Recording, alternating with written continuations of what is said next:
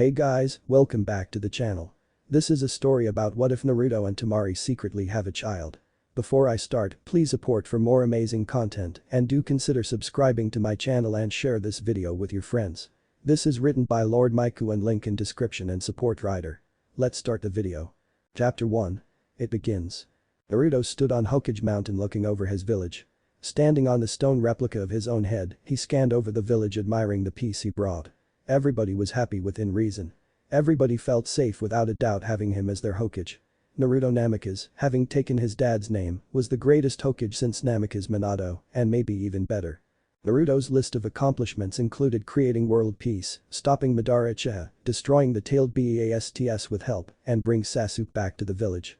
While Naruto had no wife of his own, Sakura was happily married to Sasuke, who was brought back to the village, with much anger at first. During their final battle 4 years ago, he had placed a seal on Sasuke's arms, making it so he couldn't use jutsu unless released by Naruto himself. Though Naruto and Sasuke were now best of friends in some aspects, Sasuke still had some of his hate for the Leaf Village. Something that helped sway his feeling toward the village was his meeting with the resurrected Itachi. Itachi explained to him his feelings on the village, now that it had no Uchiha. He insulted his brother severely over his sacrifices to give him a meaning in the village and throw it away. He then explained that if he was not weakened by his sickness and blindness at the time, Sasuke would still never have stood a chance against him. Before Itachi was forced to attack the shinobi opposed against Kabuto and Madara, Itachi proved his statement by beating Sasuke severely within a few moments. Through this fight, Sasuke learned many things through Itachi's fists. Not enough to turn his hatred of the world however. Enough to make it possible for Naruto to beat Sasuke though. Well, Naruto said as he closed his eyes. I guess it's time to begin today. Naruto jumped down from the mountain and landed on a rooftop. He jumped down from there to the front of his favorite ramen stand. Turning quickly, he entered the stand. Hey, it's the Hokage. Tucci exclaimed in excitement. Everyone in the ramen bar turned around excitedly. Ever since Naruto defeated Pain, the ramen bar had been exploding in business. Looks like you need to upgrade to a bigger place. Naruto smiled. Tucci smiled and nodded. He had thought about doing so several years ago. Finding a place good enough for the increase in business was hard. With limited seating, he was able to up the prices. He had been making so much extra that he could retire, and with projected inflation, several generations after him could never have to work. Ichiraku didn't believe in stopping while ahead. He didn't gamble, so that philosophy worked most of the time. Well, you did expand the village 3 years ago, so I guess I'll look around tomorrow. Tucci decided, smiling. He had an idea of a space he could have his shop built in. Make it larger but still have limited space. He wasn't being greedy, he was playing it safe. He was always expecting another terror to happen to the village, and he could help fund the repair of the village if he ever needed to help. He loved Naruto like a son and was prepared to pump the economy stupid fat if he wanted or needed to. You amen, Naruto, a voice murmured behind him. Naruto turned to see Hinata standing behind him. Hey Hinata. What's up? Naruto grinned. I wanted to ask you something, she stammered. Oh yeah? He asked, a little surprised. Well, I wanted to ask you, Hinata mumbled, finding it hard to ask him the question she wanted to ask him for close to 10 years. Some people in the ramen bar decided to help her out. She's asking you out. One yelled. She likes you. Another said. Loves you. Someone said from behind Naruto. Hinata's mouth hung wide open. Her face was pure red. She couldn't breathe. Naruto turned to see Sakura standing a bit back with her arms crossed. It's taken you years to deal with it. She told you when she defended you against Pain and you never said anything. I was so pissed for years, and now that she is trying to say something on her own, I'm putting my foot into this. Sakura, Hinata, Naruto said, feeling like a fool. He lowered his head and whispered, is it true? Are you trying to ask me out? Why yes, Hinata mumbled.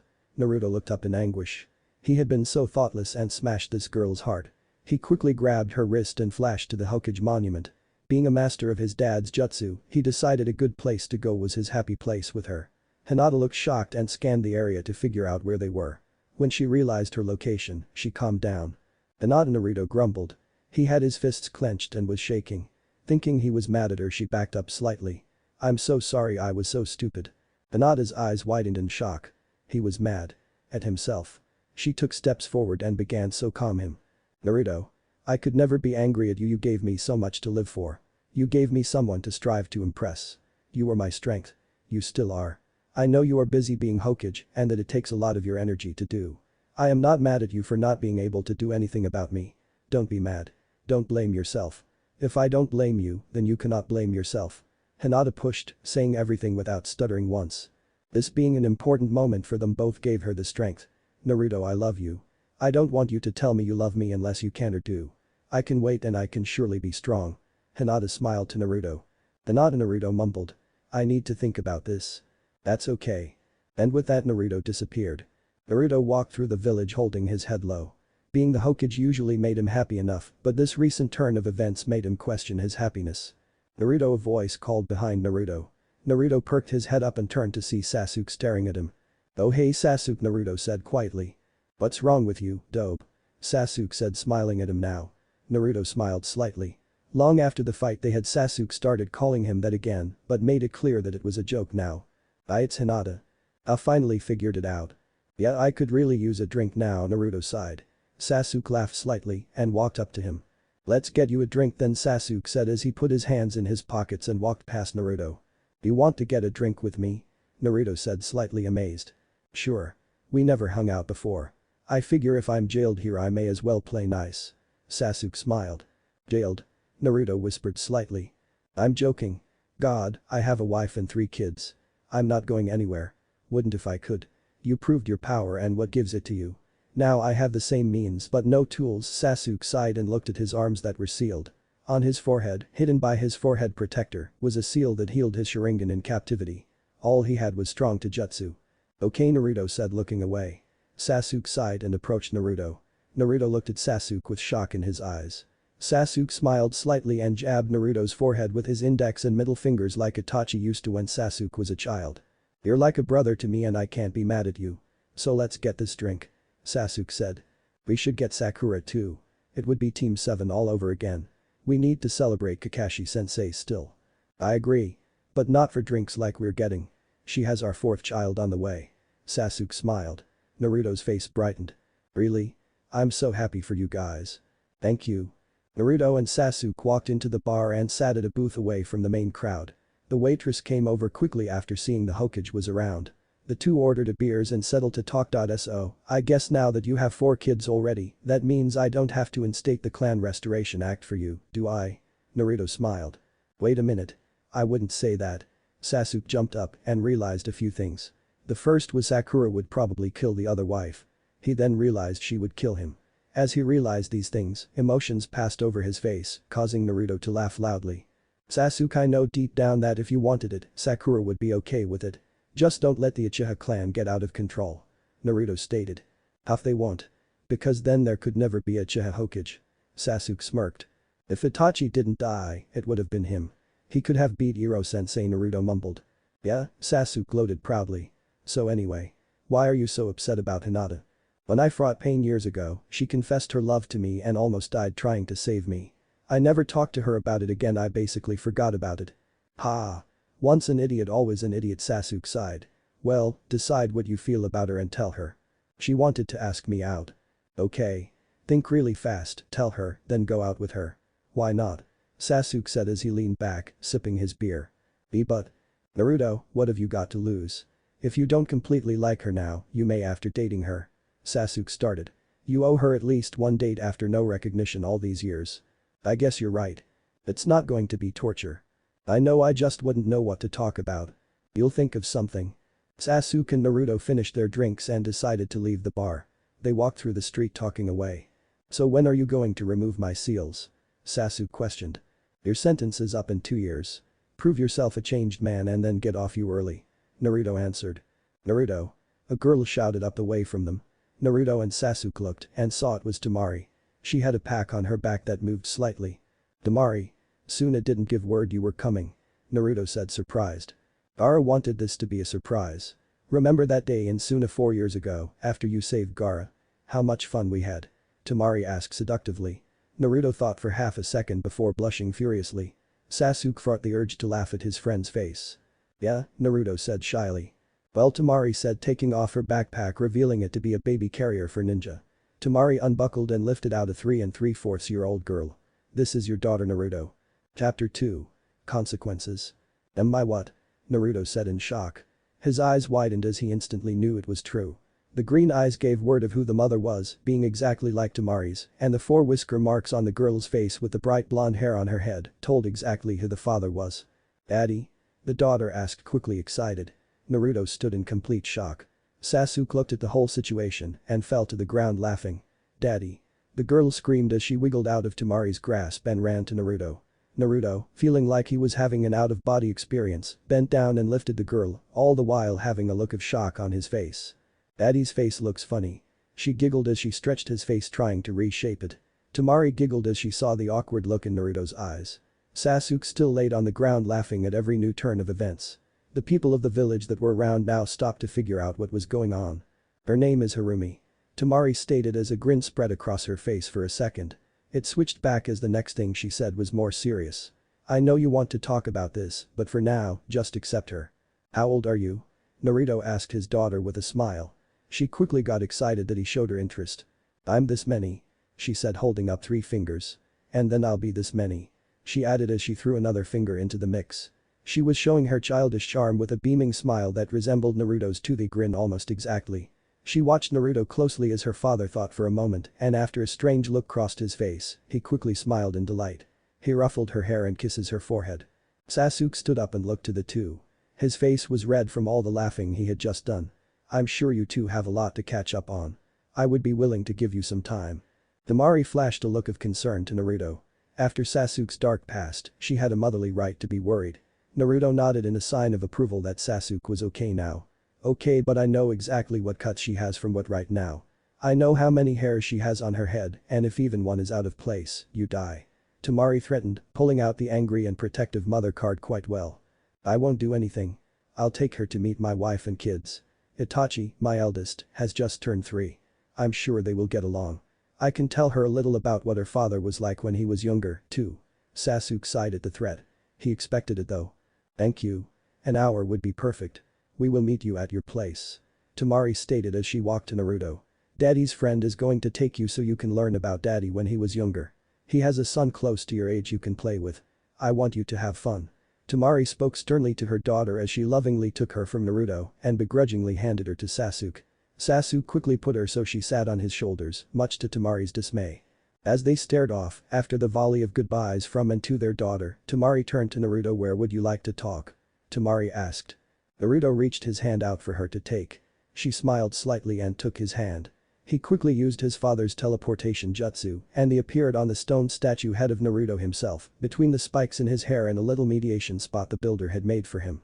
Naruto and Temari sat in a small circle. Temari sat close to Naruto and Naruto sat in his meditation pose. It was quiet between them for a few moments before Naruto spoke. "Why didn't you tell me?" Naruto asked calmly. Temari took a second to think before speaking. "We both know that you knowing about her would have made training difficult for you. It would also have crippled some of your dreams if you concentrated on her." Temari started. "She knew who you were. As soon as she saw you, even if I hadn't said anything, she would have known. But I could have been there once in a while. For her birth.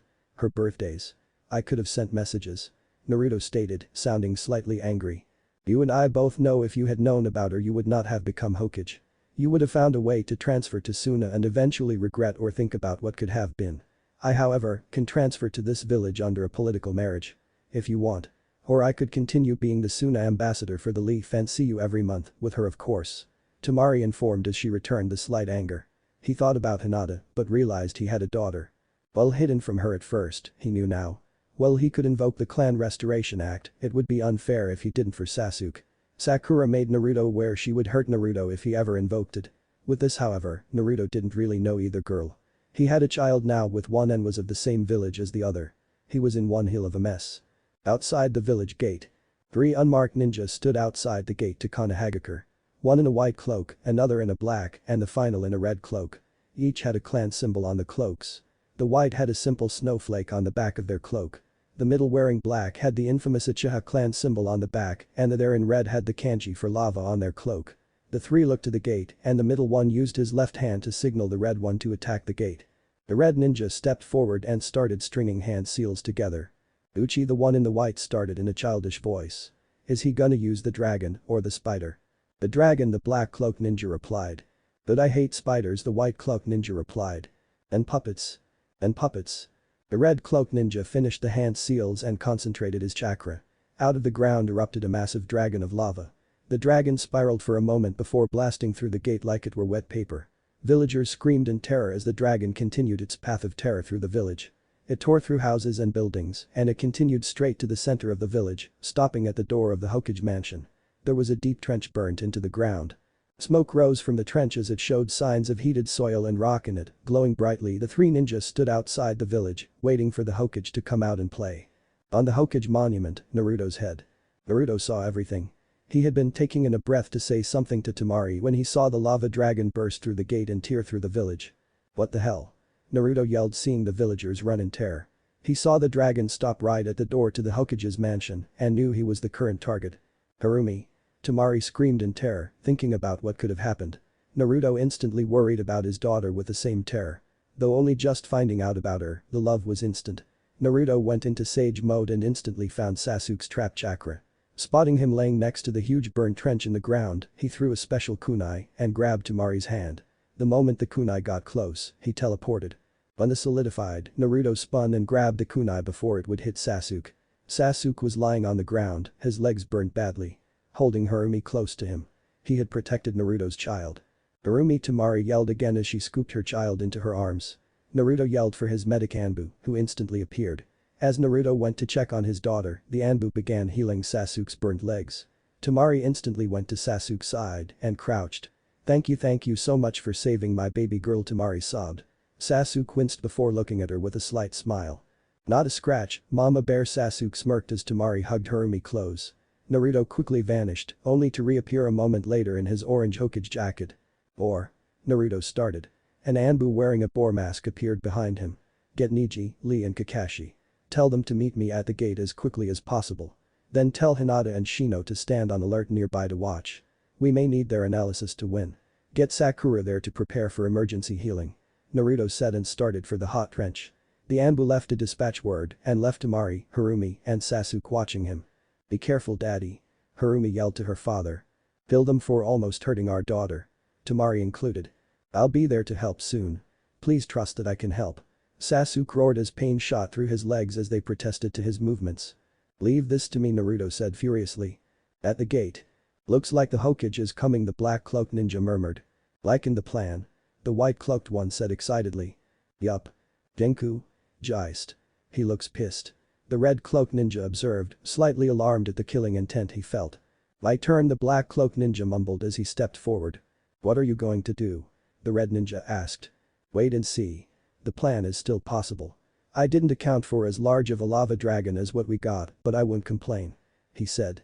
Be careful, Uchi. The white ninja yelled in his childish voice. He's doing something.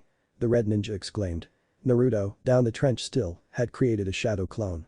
Naruto held his hand back as the Rasengan formed in his hand. After it formed, he took off in blazing speed at the ninja in the black cloak. Look out, Uchi. The white ninja yelled. The ninja in the black cloak removed his hood, revealing a ninja with long black hair that spiked in random spots. His hair was held in a ponytail with a piece of purple twine. As Naruto got closer, he noticed the striking resemblance to Sasuke. Amaterasu, the ninja commanded. His eye, originally a standard 3-tome Sharingan, warped to an identical Mangekyou Sharingan to Sasuke's before getting Itachi's eyes. Amaterasu, the black flame, erupted out of the ninja's eye, shooting right to Naruto, who ditched the Rasengan and murder path to dodge the attack. The Amaterasu stopped in mid-air equal to where Naruto once was and disappeared. The Uchiha ninja grabbed his eye as blood seeped from it. What the hell are you? Naruto murmured. I am Jenku Uchiha, where is Sasuke Uchiha? Chapter 3. War. I am Jenku Uchiha, where is Sasuke Uchiha? Jenku demanded. Naruto stared in shock at the Mangekyou Sharingan. He had always believed Sasuke and his immediate family were the only people to have Uchiha blood in them. Now there was this Jenku Uchiha. What makes you think I would tell you? Naruto yelled. It's this villager Sasuke. We will tear the village apart to get him, Jenku said. Uchi? He has friends coming. Geist said, sounding worried. Geist. Sano. Hold them off so I can have a talk with the Hokage. Meet me at the plant spot. Jenku said, dashing at Naruto and grabbed him by the collar. He sped off, taking Naruto with him. Geist and Sano stepped to the center of the gates to block the oncoming ninja. Which one do you want? Sano asked, looking at the three ninja coming closer. I want to fight the white-haired guy. There may only be one white-haired ninja in the world. Geist said angrily as he took his hood down. His hair was bright white, a shade that seemed to look like metal. While he looked childish, he had extremely pale skin. He looked like a ghost. Why do you get to fight too? He shouted at Sano angrily. As Geist complained, Kakashi formed hand seals and unleashed a water dragon from a spring underground. The dragon whipped at the two criminals. Sano quickly created a lava dragon that collided with the water dragon, destroying the water dragon. The water burst into steam and flew at the three ninja. The three Konoha ninja quickly jumped to the side. After almost being burned to a crisp, they made it through the broken village gates. You shall pay for what you did to the village. Lee shouted to the two ninja. Sano looked to the leaf ninja with anger in his eyes. I'd love to see you try to make us pay, Sano growled. Pay Sano, Geist started. Is the green guy wearing a caterpillar? Sano sounded as he was astounded by his teammate's stupidity. Yes, he is wearing a caterpillar. Can I even punch a caterpillar? What if it is poisonous? Geist wondered with a hint of fear in his voice. Well, figure it out. I'll fight the white-haired ninja as he seems ninjutsu-based. You are out to jutsu guy. Sano said, trying to sound reassuring, but came off with a lot of hate in his voice. It was obvious Sano did not care for Geist at all. Okay. Geist yelled and dashed into battle. Charging straight at Lee, he drew back his fist. As it closed in on Lee, he suddenly froze in place as Lee threw his guard up. Are you wearing a caterpillar? Geist suddenly asked, very nervous. Lee looked shocked, slightly dropping his guard to stare at the criminal ninja. What? Are you serious? Lee said, absolutely shocked. No. This is a special training bodysuit that increases my training ability and… Geist suddenly punched Lee in the face, sending Lee back quite a ways. Neji dodged just in time to avoid getting hit by Lee as he flew by. I think you're lying. Geist yelled with a hint of playfulness in his voice. Guess I can only punch where the caterpillar isn't. Geist smiled as he ran to Neji. Neji activated his Byakugan, which seemed to bother the attacking pale ninja. He is childish, yet very strong. Unless he is just acting that way to make us underestimate him, Neji thought as Geist got closer. He quickly dodged a fist and hit a chakra point on Geist. Wincing from the pain, Geist jumped back away from Neji. Quickly rolling up his sleeve, Geist saw a small bruise mark from Neji's strike.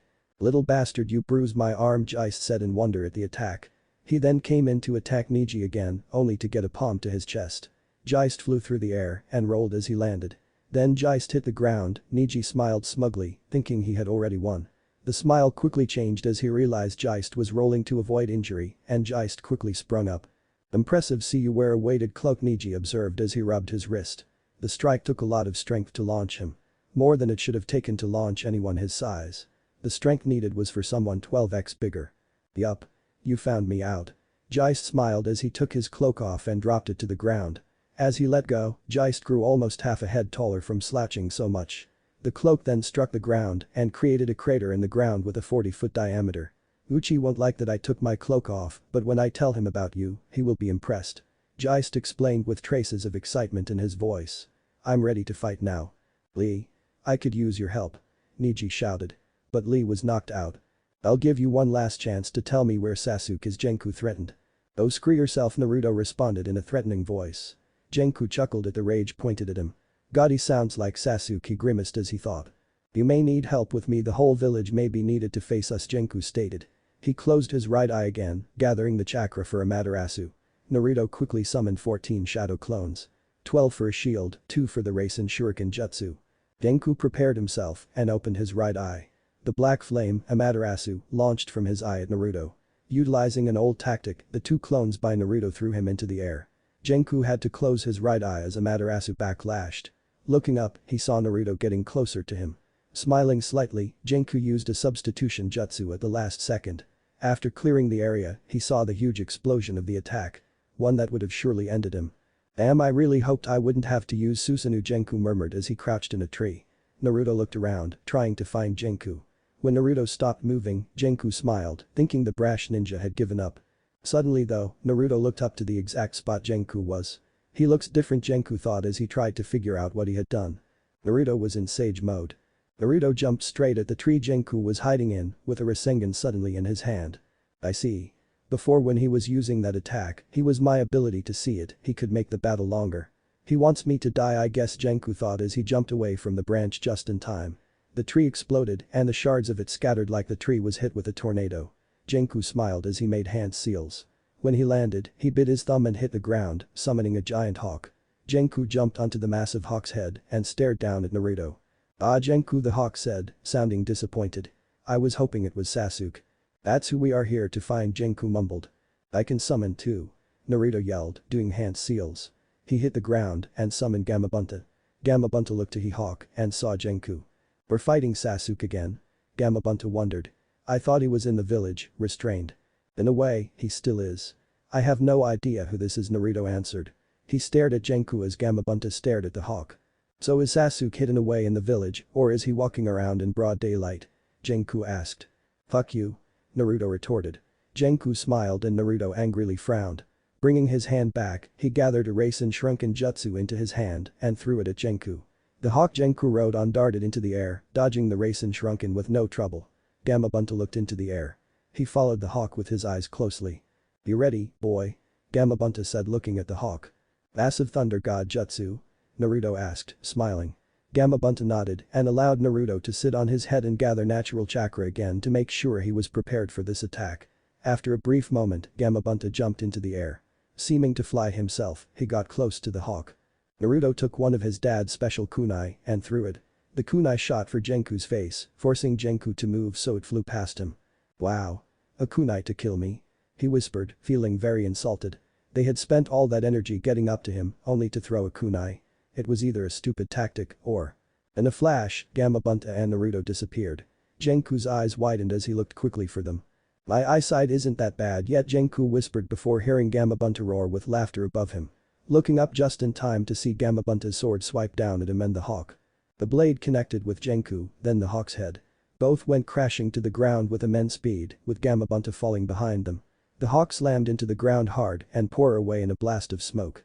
Naruto and Gamabunta hit the ground with a semi-smooth landing. Gamabunta smiled as Naruto chuckled. "That was a great idea, Chief Toad." Naruto laughed. He dropped Sage Mode, no longer needing it to fight. "He wasn't so tough." Gamabunta laughed. "Sasuke is much harder. It took an hours to fight him."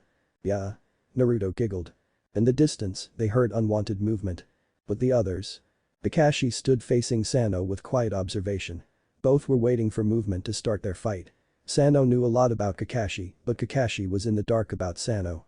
The only thing he knew about him was his ability to use lava jutsu. "So what are you three here for?"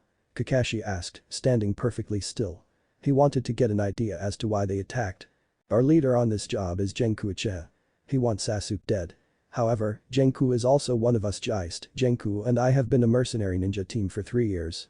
It was Jenku's turn to pick the mission and he felt it was time to get revenge." Sano answered. Kakashi showed a range of emotion to Sano's trained eye. The mention of Jenku's last name struck shock and confusion. Sasuke being mentioned as the target of revenge did the same. Sano smiled slightly to see the show of confusion in a ninja. He also took this time to attack. Sano reached in his cloak quickly and pulled something out lightning fast. Kakashi reacted by quickly lifting his headband. When he didn't see a flux of chakra, he noticed Sano had pulled a cigarette out and lit it. Kakashi internally sighed by the false start. Sano took a drag off his cigarette and his hand went to work on hand seals. Fire style. Smoke dragon combustion. Sano yelled and blew the chakra concentrated smoke out of his nose that formed into 2 dragons that went right for Kakashi. Kakashi jumped forward to dodge the dragons and go for Sano. The dragons started to glow before they exploded in a burst of fire. Kakashi got his arms caught slightly and got shot into the air from the burst. Sano quickly formed hand seals. Earth style. Earth bullet. As chunks of earth launched into the air at Kakashi, he made a series of hand seals as fast as he could. Earth style. Earth barrier. A shield of soil came up and took most of the hits from the attack. By the time it broke, Kakashi was on the ground and back away from Sano. He formed hand seals and held his hand out. Lightning chakra appeared in his hand as he waited for the earth barrier to break down. As soon as it crumbled, he made a dash for Sano. Lightning cutter. Sano made hand seals fast and raised his hand. A barrier of lava came up too fast for Kakashi to react. Kakashi had to throw his hand and jutsu into the lava or he would have run into the wall of lava head first. He knew this wasn't going to end his way. The lightning cutter seemed to break through the barrier of lava. Yet when an intense wave of burning pain hit him, he jumped back. His hand was slightly on fire and covered in 3rd-degree burns. Kakashi winced as pain traveled up his arm at an alarming rate. "Give up, tell me where Sasuke is," Sano demanded. "But Naruto." Naruto turned to see Jenku standing up. His body showed no sign of injury from Gamabunta's large sword. Instead, his body was surrounded in a familiar jutsu. Jenku was surrounded by the protection of Susanoo. He was breathing heavily and seemed to be sweating. He remembered when he fought Sasuke, who used Susanoo. Sasuke later said that using Susanoo made him feel like every cell in his body hurt. He could only assume that Jenku felt the same thing. "Do you want to know why I will kill Sasuke?" Jenku murmured, not able to gather his breath.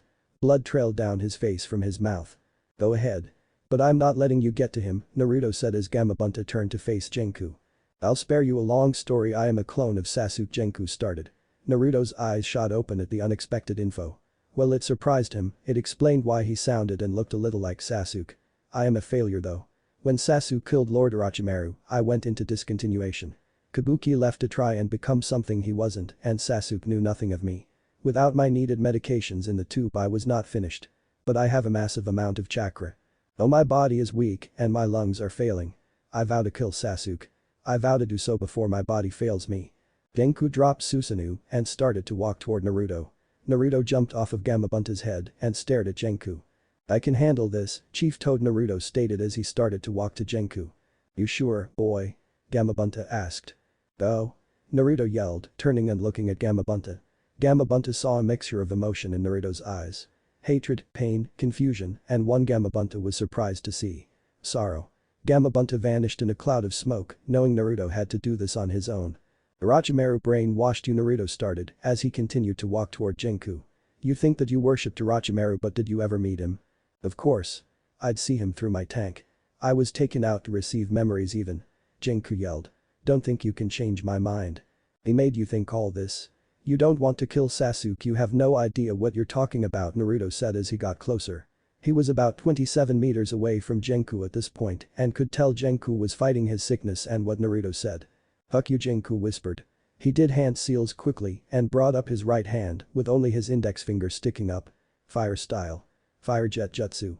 From his mouth at his finger's distance erupted a massive jet of fire that was blue rather than the usual red. The flame hit Naruto just as he threw up an instinctual Rasengan in the way. Both jutsu exploded due to the massive amount of chakra needed for both. While Naruto flew off due to the explosion, Jenku was pushed back due to his distance from the actual collision of power. As he stopped sliding, he felt a pain in his gut and threw up blood. "I need to finish this or I'm going to die here," Jenku murmured as he started to run in the direction that Naruto flew, fighting the pain his body gave him as it protested his running. By the gate. Naruto flew in through the trees and landed feet away from Kakashi. Naruto's arms were bare of all clothing and burned badly. Naruto saw Kakashi's burnt hand and smiled. "And we call ourselves the Fire Country," Naruto smirked. He looked to his other side to see Lee out cold and Neji standing in his fighting position, facing Geist. "This sucks. Naruto." Someone screamed from the village gate. Leaf Ninja and the enemy both looked to see Sasuke. He was wearing a one-piece outfit like the one he wore during the Chunin exam a long time ago. This one had longer leggings and no sleeves. His seal marks were very visible, rather than usually hidden by wraps. "Sasuke," Kakashi murmured. "Remove my seals." Sasuke yelled. "It's the only way I can help." "Excuse me?" Geist yelled. Sasuke looked to him with a very annoyed look on his face. "What the hell do you want?" Sasuke demanded. "Why do you look like Uchi?" Geist asked in a childish voice. Sasuke looked at Geist with an awkward look on his face. Sano smacked his forehead. "You're having trouble with this, Neji." Sasuke smiled. "Shut the hell up. You try fighting him." Neji replied, never taking his eyes off of Geist. "Sasuke. Now." Naruto yelled as he got up and ran for Sasuke. Sasuke took off at Naruto, internally happy about getting his seals off, but worried about who he would have to fight. "Stop him, Geist." Sano yelled. "But he looks like Uchi." He started as he stood still. "I can't fight him." "Ah damn it." Sano screamed as he started to do hand seals. Kakashi used his speed to crash into Sano to stop his hand seals, sending them both to the ground. Geist. "Fine. I'll attack the Hokage." Geist yelled and almost disappeared from his utterly amazing speed. Neji guessed his path, knowing that if he was moving fast enough, he couldn't dodge. He caught the slightest spot of movement and kicked as Geist went past him, hitting him in the stomach. Naruto and Sasuke got to each other and Naruto quickly began to do hand seals. He bit each finger on his hands and touched both arms at the forearm and the seals poofed away. Sasuke quickly removed his forehead protector and Naruto pressed both bleeding thumbs to the seal, making it disappear also. Sasuke got an evil look on his face and stared at Naruto with hate in his eyes. Naruto responded to this by looking absolutely terrified. He started to back up, feeling weak from all the chakra it took to remove the seal. Sasuke instantly took off at Naruto with killing intent in his eyes. Naruto stood, frozen in terror. Sasuke pulled his hand back and pushed it forward to deliver a killing blow to Naruto. Kakashi and Neji both looked on in horror. Sano was speechless, not knowing why he would betray his leader unless the stories about Sasuke's unrivaled hate were true. Sasuke's hand came forward with lightning speed and Naruto closed his eyes, waiting for the killing strike. He felt something poke his forehead and slowly opened his eyes to see Sasuke standing there poking his forehead like Itachi all over again. He had a huge smile on his face that looked like Naruto's signature smile. "Got ya?" Sasuke beamed. "Idiot." Sasuke spun around quickly and shot a chicory spear at Geist, who dodged it with ease by rolling away. Sasuke smiled, seeing he would have to go all out. That his fellow ninja were not as weak as he feared. That he was going to get to test how rusty his skills were. Sasuke quickly ran to Geist and activated his Sharingan. Geist, who had never fought in Uchiha and knew nothing about them, ran into battle. Sasuke instantly activated the hypnosis effect of his Sharingan and made him use a jutsu. Seeing wind chakra, he quickly used a fire jutsu. He formed hand seals and fired a great fireball jutsu at Geist, who was convinced his jutsu would win. It however ended badly as his defensive wind jutsu he suddenly used was overpowered, absorbed into the fire, and exploded in his face. Geist launched backwards, falling into unconsciousness. Sano looked at Sasuke angrily. He knew they couldn't beat Sasuke. Wherever Jenku was, Sano knew he was weakened beyond the point of beating Sasuke. Even with the Mangekyou Sharingan. Amaterasu, a voice yelled from the trees. A large blast of black fire shot right for Sasuke before it was absorbed by Sasuke's Sharingan. Jenku jumped from the trees to fight Sasuke. As the two faced each other, Sasuke looked shocked to see someone who could have been a twin. Sasuke cringed as he saw a special curse mark on Jenku's hand that could have only been one of Orochimaru's. "Jenku? We must leave. There is no way you can beat him. He has all his chakra and I can tell you need medical attention." Sano insisted, still looking at Sasuke, who glared at him, then back to Jenku. "Fuck you," Jenku yelled. "Then forgive me," Sano said as he quickly ran to Jenku, whose Sharingan had lost most of its appearance, showing its blindness and Jenku's weakness, and kicked him in the stomach. Jenku bent over, threw up blood, and collapsed. As he fell, Sano caught him. Sano ran to Geist, grabbing him up, and looked to them. "We will return." "Sasuke. Stop them." Naruto yelled. Sasuke stood there, watching as Sano got a scroll out to reverse summon the two unconscious ninja, and run by himself. Sasuke allowed him to reverse summon the two, and put the scroll away. As Sano was about to leave, Sasuke mouthed something to Sano. Sano's eyes grew wide with shock and he slowly backed up as Sasuke's eyes turned to their Mangekyou form and launched black fire at him. As Sano disappeared quickly, with Hunter Ninja speed, Sasuke turned to the others. "You let them get away." Naruto yelled. He struggled to stand, feeling weaker every second. "I want to fight the Jenku guy. I want to see how strong Orochimaru's clone of me is," Sasuke said. He helped Naruto up as Neji did the same for Lee, who was still out so he had to carry, and they started for the village. Kakashi was just burnt and in pain, but could still walk. "For now, you need medical attention." In the forest. Sano ran, thinking deeply in his mind to what Sasuke had whispered to him. Though he didn't think he could believe it, he knew he had to check. The two unconscious ninja he sent back to their base would be fine, while he checked to see if Sasuke had told the truth. He needs new eyes. Madara's lab, as he said as he started to remember what Sasuke had mouthed. It could have been a trap, but for Jenku's sake, he hoped it wasn't. Chapter 4. Life. Naruto woke up in his room in the Hokage mansion.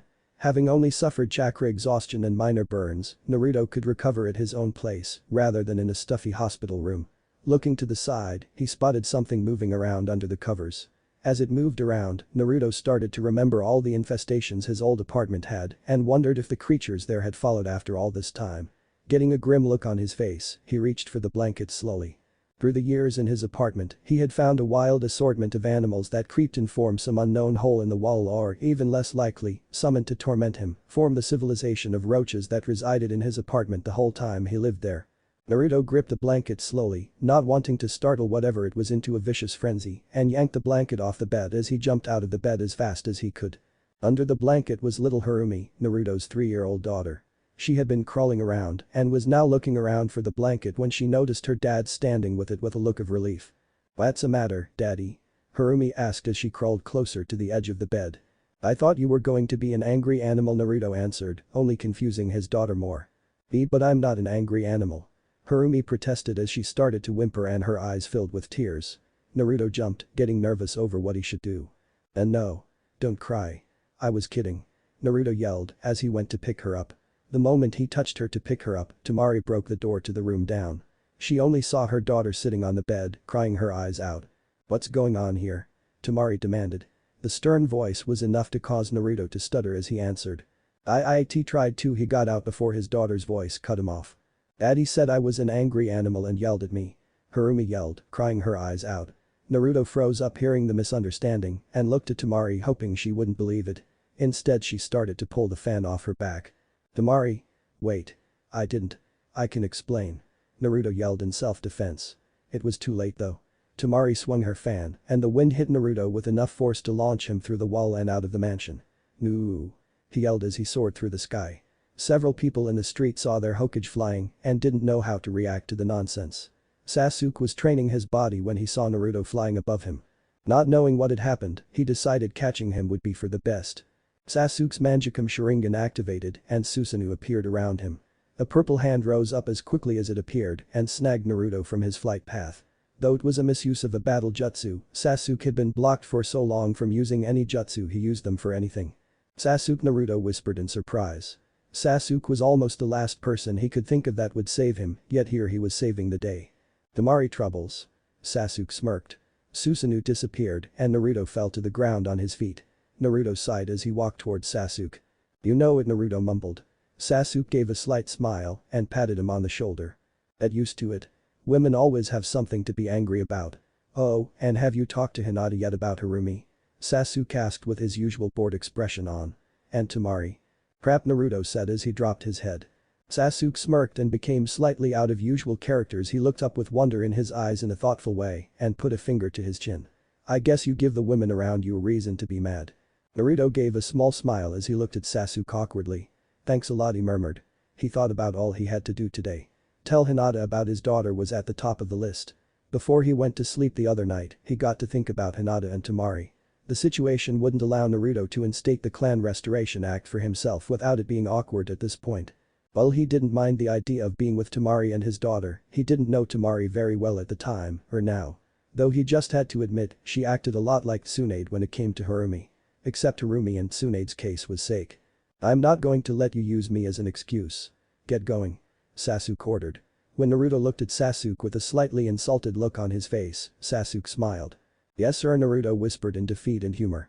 A grin fought to appear on his face. The two of them started to laugh a little. "Oh, and here," Sasuke started as he held out his arms. "You wanted to seal my chakra again, right?" Naruto stared at Sasuke in shock for a second. He had completely forgotten about removing the seals and now had to decide what to do. Sasuke had been a big help against the attackers. Well, 4 years ago, Naruto could have taken the attackers on at the same time due to the difference in their power. Now though, he was not the same man he was then. "No," Naruto answered. Sasuke looked at him, shocked.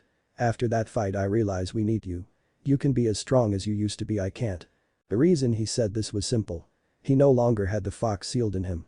After the fight with Sasuke years ago, Naruto destroyed the tailed beasts. At the root of it, they represented human hatred. Getting rid of them prevented any fighting over them again. It also ended the reason any village would need a jutsu of great strength, as no village would need to protect from one of them. Naruto had survived the extraction of the 9 tails from the help of the United Shinobi Alliance, transferring chakra to his almost lifeless body. When Madara revived the 10-tailed monster, Naruto had joined the 5 cages to fight the 10-tailed Jinchuriki. During the fight, he realized that he held power, but the fox had helped him a lot. During the fight with Jenku, he felt the minor pain of that realization. While he held an upper hand against the man, he didn't fight as he once did. "You," Sasuke muttered as he pulled his hand back. "Piss me off." Sasuke's fist flew in at full speed as he punched Naruto. Naruto saw the punch coming at the last second and took the blow without flinching. Sasuke's face was lined with fury. Naruto looked at Sasuke with slight confusion written on his face. Not anger or real surprise. "You give me whatever excuse you want. You could be training your Sage mode. You could be training your Thunder God Jutsu. Instead, you bitch. Harumi deserves a better father than someone who makes excuses. I remember how you used to train non-stop so you could get where you are now." Sasuke yelled. If they hadn't been in the small group of trees away from people at the back of the villages, then they would have a large audience. When Sasuke mentioned Harumi, he blanked out in rage. He didn't hear what he said at that point but looked at Sasuke with rage. "Don't talk about Harumi." Naruto growled in anger. He pulled his hand back and punched Sasuke in the stomach. Sasuke lifted off his feet from the force and fell to his knees as he gasped for breath. Sasuke looked up at Naruto, with one eye closed and the other squinted in pain. Rather than hit me, Sasuke coughed and struggled to breath. Train with me if those ninja come back, you need to be a Hokage rather than a pansy. I can train on my own damn time, Naruto murmured. This was obviously a touchy subject now. He turned and started to walk away from Sasuke. The offer stand, Sasuke shouted the best he could with the wind knocked out of him. Naruto stopped for a second, looked back to Sasuke and started off again. Sasuke could have almost swore he nodded, but he would have to wait to see. Back in the village. Naruto was walking back to the Hokage mansion when he ran into Hinata. She was happily looking at the flower shop when he almost bumped into her without her realizing he was there. Naruto gulped and sighed. He had to tell her.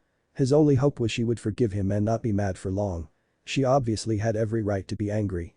Hinata, Naruto started as he tapped her on her shoulder. She screamed and jumped, being completely absorbed in what she had been doing and not expected to be startled. Naruto. You scared me. Hinata sighed in her quiet voice. She smiled slightly as she held her hands awkwardly behind her back. Most of the village had been working on fixing the gate and village itself after the assault. I'm on break from the repairs. Did you need something? Yeah, and Naruto said as he averted his eyes. Hinata looked at him for a second before she started to understand what this conversation was about. This is going to sound wired, cannot go out with you without hurting my daughter, Naruto started. Hinata looked appalled for a moment before speaking with sadness and anger in her voice. I would understand if you said you didn't want to go out with me. You don't have to lie, Hinata said, more angry than ever. Especially with Naruto. There was no stuttering now. I'm not lying. Naruto said in self-defense. I promise. You want me to believe you have a daughter and didn't know about her since we talked 2 days ago? Hinata asked, obviously mad at what she thought was a lie. Hinata, Naruto started but was cut off by his name being yelled behind him. He turned to see Temari walking with Harumi at her side, hands clasped tight because Temari was nervous of another attack. She was going to keep a tight grip on her daughter for a long time now. There you are. Temari sighed. She walked over to him and begrudgingly let go of Harumi's hand so she could hug her father. Harumi thought you would be around here. She was sure you would be close. I thought you would have flown off and been out cold. Harumi told me she was overreacting, so I felt bad eventually and wanted to find you. As Temari talked with Naruto, Harumi was rubbing Naruto's leg with her cheek, happy to find her dad when she looked to see Hinata staring at her. When Harumi and Temari walked up first, Hinata felt the timing was too perfect for it not to be faked. Yet when she got a good look at Harumi, she knew Naruto was telling the truth. Surprise marked her face as her mouth hung open slightly. The whisker marks were too real. Naruto still had his, even without the fox. Harumi just looked like Naruto and Temari combined. While she was crushed she couldn't be the one to mother Naruto's children, she found Harumi absolutely cute. The look on her face that Harumi saw now was one of wonder of sorts. Hinata looked like she was going to scream and cry as she would hug Harumi and say how cute she was 100 times. As Harumi attempted to hide behind Naruto's leg, Hinata seemed to internally scream in adoration. I forgive you. I can't blame you for overreaction when Harumi is involved, Naruto said and started to think about how he had punched Sasuke. He now realized he punched Sasuke for no reason. Sasuke hadn't threatened Harumi or insulted her. More like insulted Naruto, using Harumi as an example, but hardly worth punching him for. Thank you, Temari said as she hugged Naruto. She looked down to Harumi to see her hiding behind Naruto's leg. She looked to Hinata to see the look written on her face, forcing Temari to crack a smile. She got that Hinata liked Naruto, and while she hoped it wouldn't affect Harumi if Naruto chose Hinata over herself, she watched her closely for a second. Hinata snapped out of her tunnel vision to see Naruto and Temari staring at her. She blushed quickly and coughed as she tried to think of something to say. Well, Naruto, Hinata started. I believe why you and FF forgive you. Hinata made a quick exit. She was rather embarrassed and felt that leaving was the best idea. As she retreated, she kept thinking about Naruto having a child. For years she had hoped she would be the mother, but the child was adorable nonetheless. Who was that, Daddy? Harumi asked. Naruto was about to say something when Temari cut in to get some nervousness she had into the open. That was Daddy's girlfriend, Temari said, sounding more upset than she wanted. Harumi had caught onto it but didn't know how to react. Temari had looked away from both of them. She's not my girlfriend. Naruto said matter-of-factly. He didn't sound annoyed at all. He was just saying. She's just a friend. Temari looked at him, happy and embarrassed that she made such a big deal about this. Naruto smiled with understanding, the usual idiot he happened to be was gone now. Can we talk then? Temari asked. Naruto nodded and pointed down to Harumi. That old playdate with Sasuke's kids. Good idea. Naruto said as he picked up Harumi. The two walked side by side to drop Harumi off at Sasuke's house. At Sasuke's home. Sakura was home now, rather than aiding with the repair of the town, due to the fact no one was around to watch the kids. Usually, Sasuke was in the large backyard they had. Now that he could do ninjutsu again, he wanted more space for practice. At the time when Naruto and Temari walked up to the clan home, Sakura was sitting outside. Her earliest child, hardly 6 months old, was in her lap asleep. Sakura looked down the dirt road to see Naruto and Temari walking toward the clan home. She then noticed the girl in Naruto's arms. She knew he had a child the hour Sasuke found out. When Sasuke stopped in to change to his battle gear. He quickly informed her of the merchant that attacked and spoke slightly that Temari birthed Naruto a daughter. At the time, Sakura thought it was a joke to stop her from trying to stop him from leaving. She knew by just looking at the girl that it was Naruto's child and not part of some strange joke. While Naruto did calm down for a while in the heat of everything, he eventually started pranking people again. This was a strange truth for Sakura to believe. Why Temari, though? So is that your daughter? Sakura asked as she carried her own child toward them. Why didn't you tell me you had a child, say, when she was born? I didn't tell him about her, Temari sounded. Sakura looked at her with shock on her face. Temari blushed with embarrassment as she fumbled with her explanation. I wanted him to achieve his dreams before he knew. We both know he wouldn't have become Hokage or stayed in the village. He would have came to the Sand village under political marriage so Harumi could be with her uncles. The excuse was sound to Sakura. It made sense to her. The victim in the excuse was Harumi, but Sakura wouldn't say that. Harumi went so long without knowing about her father, other than the probable stories from her mother and uncles. Without her father, she was probably estranged by other kids. Sakura didn't know for sure. It was all just a guess. I understand why you did it. I don't know what would have happened if he knew about her, but we don't have to find out, as everything seems to have worked perfectly. Sakura stated as she held her child closer and glanced back to the house to make sure Itachi hadn't set it on fire. He was still too young for training, but Sasuke still had him learn to sneak around and do things like hide things and destroy things. His father just wanted him to know how to sneak, so it was natural to him later on. Sasuke talked about really starting his training when he turned 4. Thank you, Temari said and bowed. She nudged Naruto to try and get him to ask his longtime friend to watch their kid. Naruto jumped a bit, looked at Temari, and remembered why they came. Would you be willing to watch Harumi for an hour? Naruto quickly asked. Sakura looked at Naruto with a look that told him she wanted to know why. Temari and I need to talk. Ah. Talk sure, Sakura said and rolled her eyes. No. I'm serious. Naruto shouted. He was blushing slightly at the thought of getting to sleep with Temari again. She had been very attractive at the time, but now she was somehow better looking.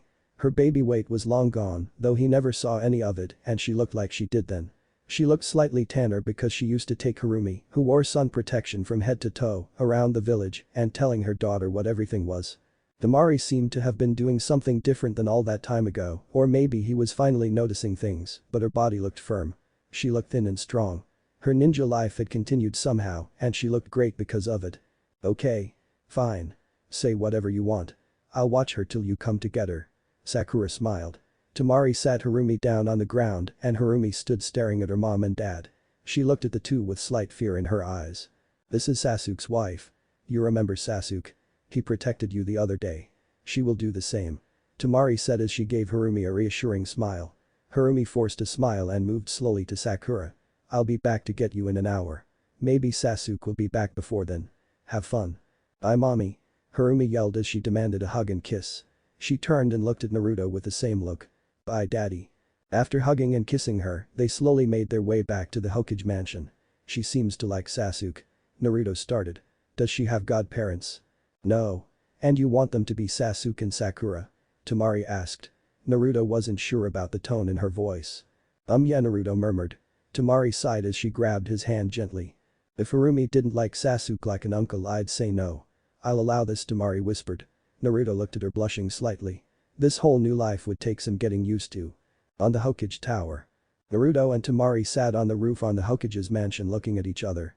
Naruto had to start overseeing the repair to the village now that he had a day to recover, but he wanted to talk with her first. So what am I to you? Temari asked right to the point. Naruto's eyes widened as he was shocked this came up instantly. He had been hoping for a few minutes of simple questions to think of an answer to that question. That one right away, Naruto sighed.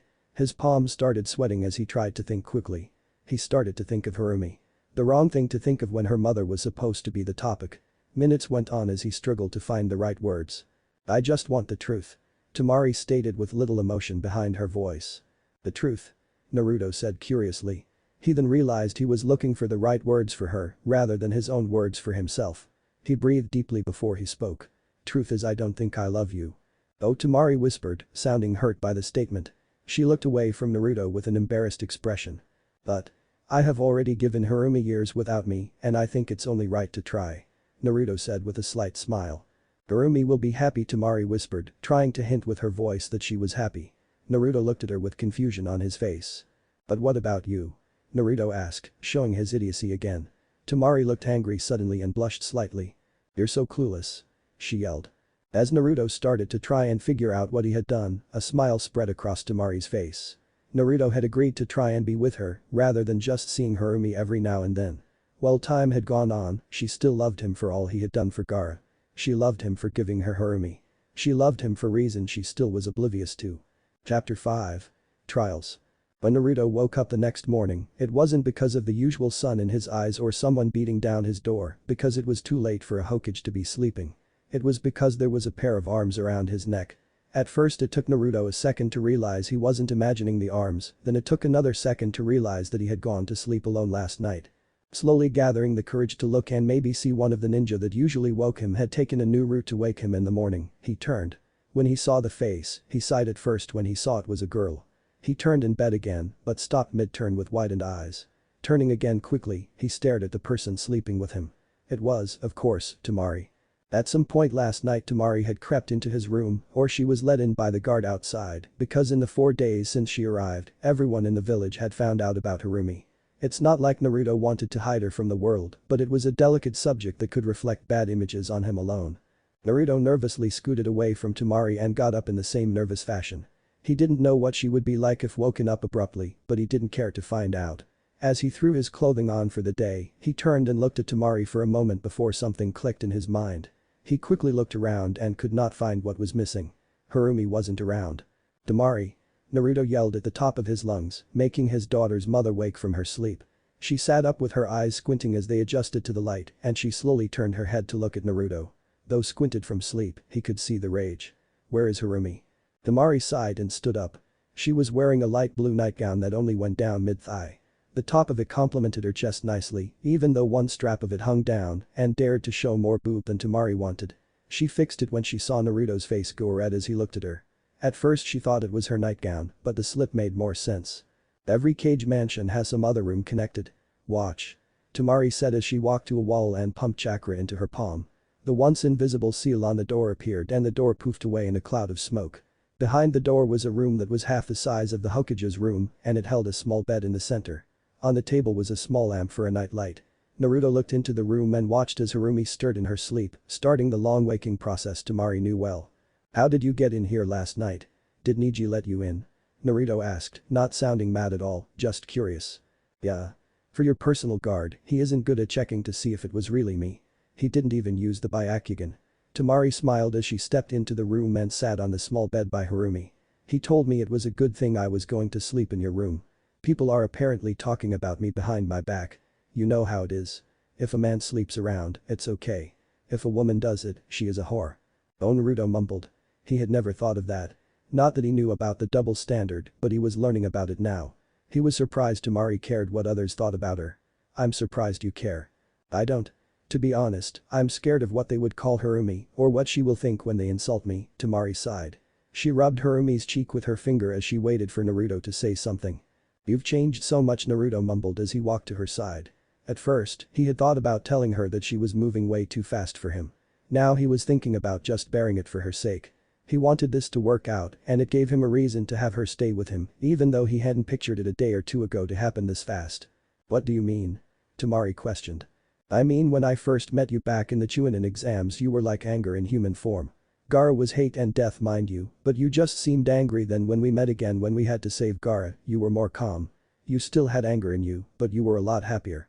And now you only show anger when Harumi is in any form of trouble. It's strange to compare you to your younger self. You are a lot happier now," Naruto explained. Temari smiled as she picked up her toddler in her arms. "I have been so scared since I've came here. I hope to God you would accept me, that you wouldn't call me a stalker or anything. I was scared that I would come here after so long and it would be too late, Temari said as she started to cry. I kept putting it off because I thought you would hate me. I could have come the moment you became Hokage, but I was so scared.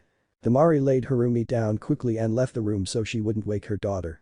Naruto looked quick to make sure Harumi didn't wake up and left the room. Temari had laid down on the Hokage's bed, grabbed a pillow, and cried. Naruto sat down on the bed awkwardly beside her. He didn't know what to say. He didn't know what to do. As Hokage, he could do a lot of things. Naruto decided immediately that he would rather fight an entire hidden village by himself rather than these sorts of things. Temari, Naruto said as he put his hand on her shoulder. I would never think that of you. You are always serious and strong-willed. You would never be a stalker or crazy. Naruto reassured in a moment of intelligence. Whenever a friend or loved one was upset, he knew what to say or do. And if I would have already been with someone else, well, there's always the Kra-an Clan Restoration Act, for those few of you that don't know, to think about in that scenario. You're my daughter's mother, and I couldn't have had Harumi without you. Temari lifted her face from the pillow to look at Naruto with bloodshot eyes. She wore little eyeshadow, so there was barely any of the stereotypical black smear around her eyes. Naruto put a hand under her chin and moved in for a kiss. As he moved in for the kiss, Temari's eyes widened in shock. Naruto was going to give her the first real kiss since she got there. While she hadn't shown him much love since getting there, she craved every bit. His love and attention, and for Temari herself to give the love and affection. While Naruto was right about this being out of character for her, she could easily justify it with a response. He was her family's savior and also her daughter's father. Though it had been from a night of passion, she still regarded Harumi as the best thing that ever happened to her. Naruto was nervous as he moved in for the kiss, not knowing how she would react. He knew she wanted the kiss, but he didn't know if she would think he was taking advantage of her. All he knew was at this point in time the kiss felt like it was needed. As their lips met, more tears came to Temari's eyes. The kiss was what she wanted for such a long time. It was as warm as she remembered it from that time long ago. Naruto was shocked by the love he could feel in her trembling lips. While at first he thought something this happy belonged in one of Iro-sanen's novels, he relaxed into it. However, their happiness could not last. A knock came to the door that caused both Temari and Naruto to jump away from each other in fright. While they had nothing to hide, the moment brought back memories of the night in the sand village 4 years ago. Yes? Naruto asked quickly. You have a letter from the sand village, Hokage. Neji replied on the other side of the door. A bird came with it not 5 minutes ago. Naruto looked at Temari with a look of sadness. It was from Gaara for sure and had to be read instantly. He wished he could have kept kissing her though. Meet me in my office in 5 minutes. Naruto called. Footsteps could be heard as Neji walked away without saying anything. Naruto looked back to Temari with an apologetic look. Sorry. No, that kiss was exactly what I needed. I'll meet you at your office when I get Harumi up so we can see what her uncle, the Kazekage, wants. Temari sniffed as she calmed down from her crying fit. Naruto rubbed her cheek before he stood up and left the room. Shin, the Hokage's office X. Naruto sat at his desk and picked up the paper on his desk. A large messenger bird had been used to bring the message. Before Naruto read it, he began to think about how his Thunder God Jutsu could be used to ease the burden of the messenger birds, but decided that looking into it would be fit for another time. He broke the seal and opened the letter. It read. Naruto, I trust you took learning about your daughter well, as Temari hasn't come back as instructed if you were mad. Now that you know of your daughter, I want you to know I was the first to want to tell you. Even as we fought side by side on one of our battles against Madara years ago, I couldn't tell you. I know I owed you for saving me 2 times, but my sister wouldn't let me say anything. Now that you know, however, you should know I am going to be coming to the Leaf Village soon to speak with you about what you plan to do with my sister now. If you choose to stay with her, there is more to discuss. Gaara. Naruto looked at the letter with a strange look, feeling like there was a hidden meaning in his last statement. As he thought what it could have been, Temari walked into the room. Harumi walked next to her, holding her mother's hand tightly. Naruto looked up and smiled at them brightly with his usual toothy grin.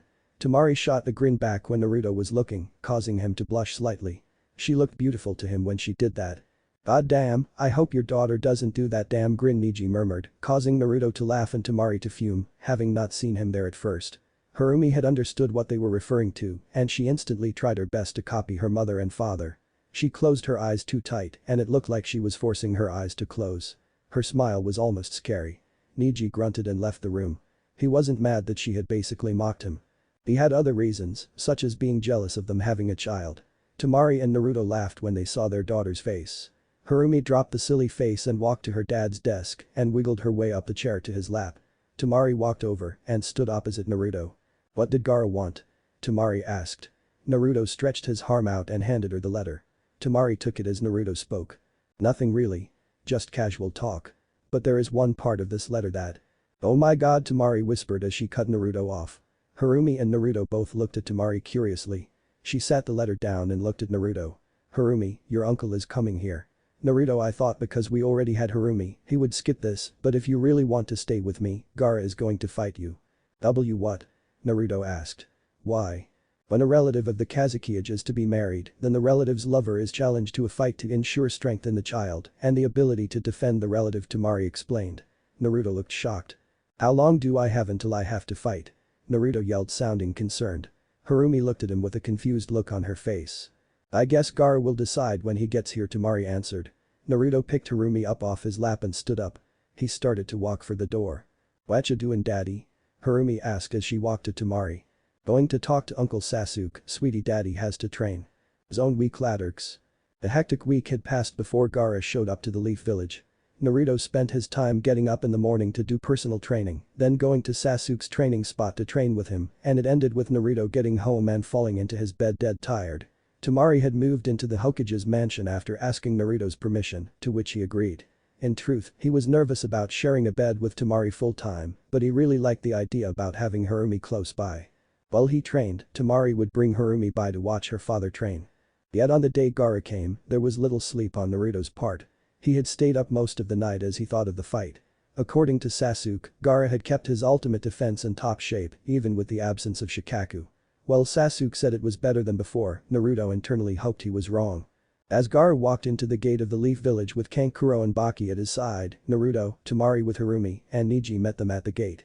Hello, Hokage, Gaara instantly said. Naruto looked awkwardly at him before responding. Hi. Naruto knew by the way he said it that this was no longer a meeting between friends, but a Kazekage with his sister's suitor. As much as it made Naruto nervous to think he was going up against someone who was taking his village's traditions to heart, he knew his friend was only playing the part he hoped. You look awful, Gaara. Are you okay? Temari instantly said after the greetings. I'm fine. I deprived myself of sleep so I would be more like I once was for this. Village customs decree it, Gaara answered. Naruto heard this and thought of the fight that they would have ahead. I would like to speak to the Hokage alone in his office, Gaara murmured. Everyone looked to Naruto for any sign of fright, which he showed. Why is that? He asked. We must discuss what will be done. Sheen, the Hokage's office X. Naruto sat at his desk while Gaara took the seat across from him. The two had not spoken in 3 years at least and had a lot to catch up on, but that was not going to be the topic of this conversation. Are you sure we are alone? Gaara asked, sounding annoyed. Naruto looked out the window for a second and nodded to Gaara. Yeah, Naruto said, activating a sound seal on the room. He didn't like being in a room where no one could hear him cry for help if he needed, but it was necessary that they talk in complete private. Thank Kami. Gaara yelled and relaxed in his seat. Naruto had jumped out of his chair when Gaara had yelled. I've been so tired and I wanted to sleep while we had this meeting. But you're not going to kill me then? I don't plan on it. If you plan on staying with Temari, we must have a brutal fight, but I don't plan on killing you. We will just fight. That's really it. So do you plan on staying with Temari? Yes. Naruto said after a moment of thought. It wasn't a long thought process. It was simple. He wanted to be closer to Temari and wanted to stay with his daughter. If he had to fight for them, then so be it. Then we fight in the open area of the Chunin exam arena. You can have one more day to prepare, but we must do it soon so I can get back. Okay. Later that night, in the Hokage's room X. Temari had left Naruto alone that day. She had been afraid of the outcome of the meeting and she didn't want to press an answer out of Naruto. Yet as she laid down she knew she wouldn't be able to sleep if she didn't know. So did you agree to fight Gaara? She asked. It was a question that had 2 parts. One part was he going to fight Gaara. Another part was he going to fight for her. Yeah. Naruto answered. I want to be with my daughter and I really want to try to be with you. I know that sounds wrong, but I believe I will love you someday. And I won't know unless I fight him. We won't know until we can try. Temari sat and listened in silence. She had no idea what to say. She knew deep down her brother wouldn't kill him, but she was still scared.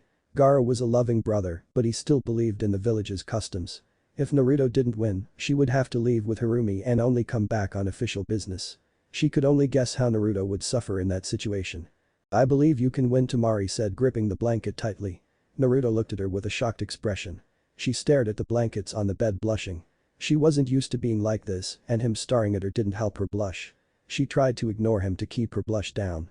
Until he leaned over and kissed her cheek. Naruto instantly laid down and pulled the blanket up to his chest.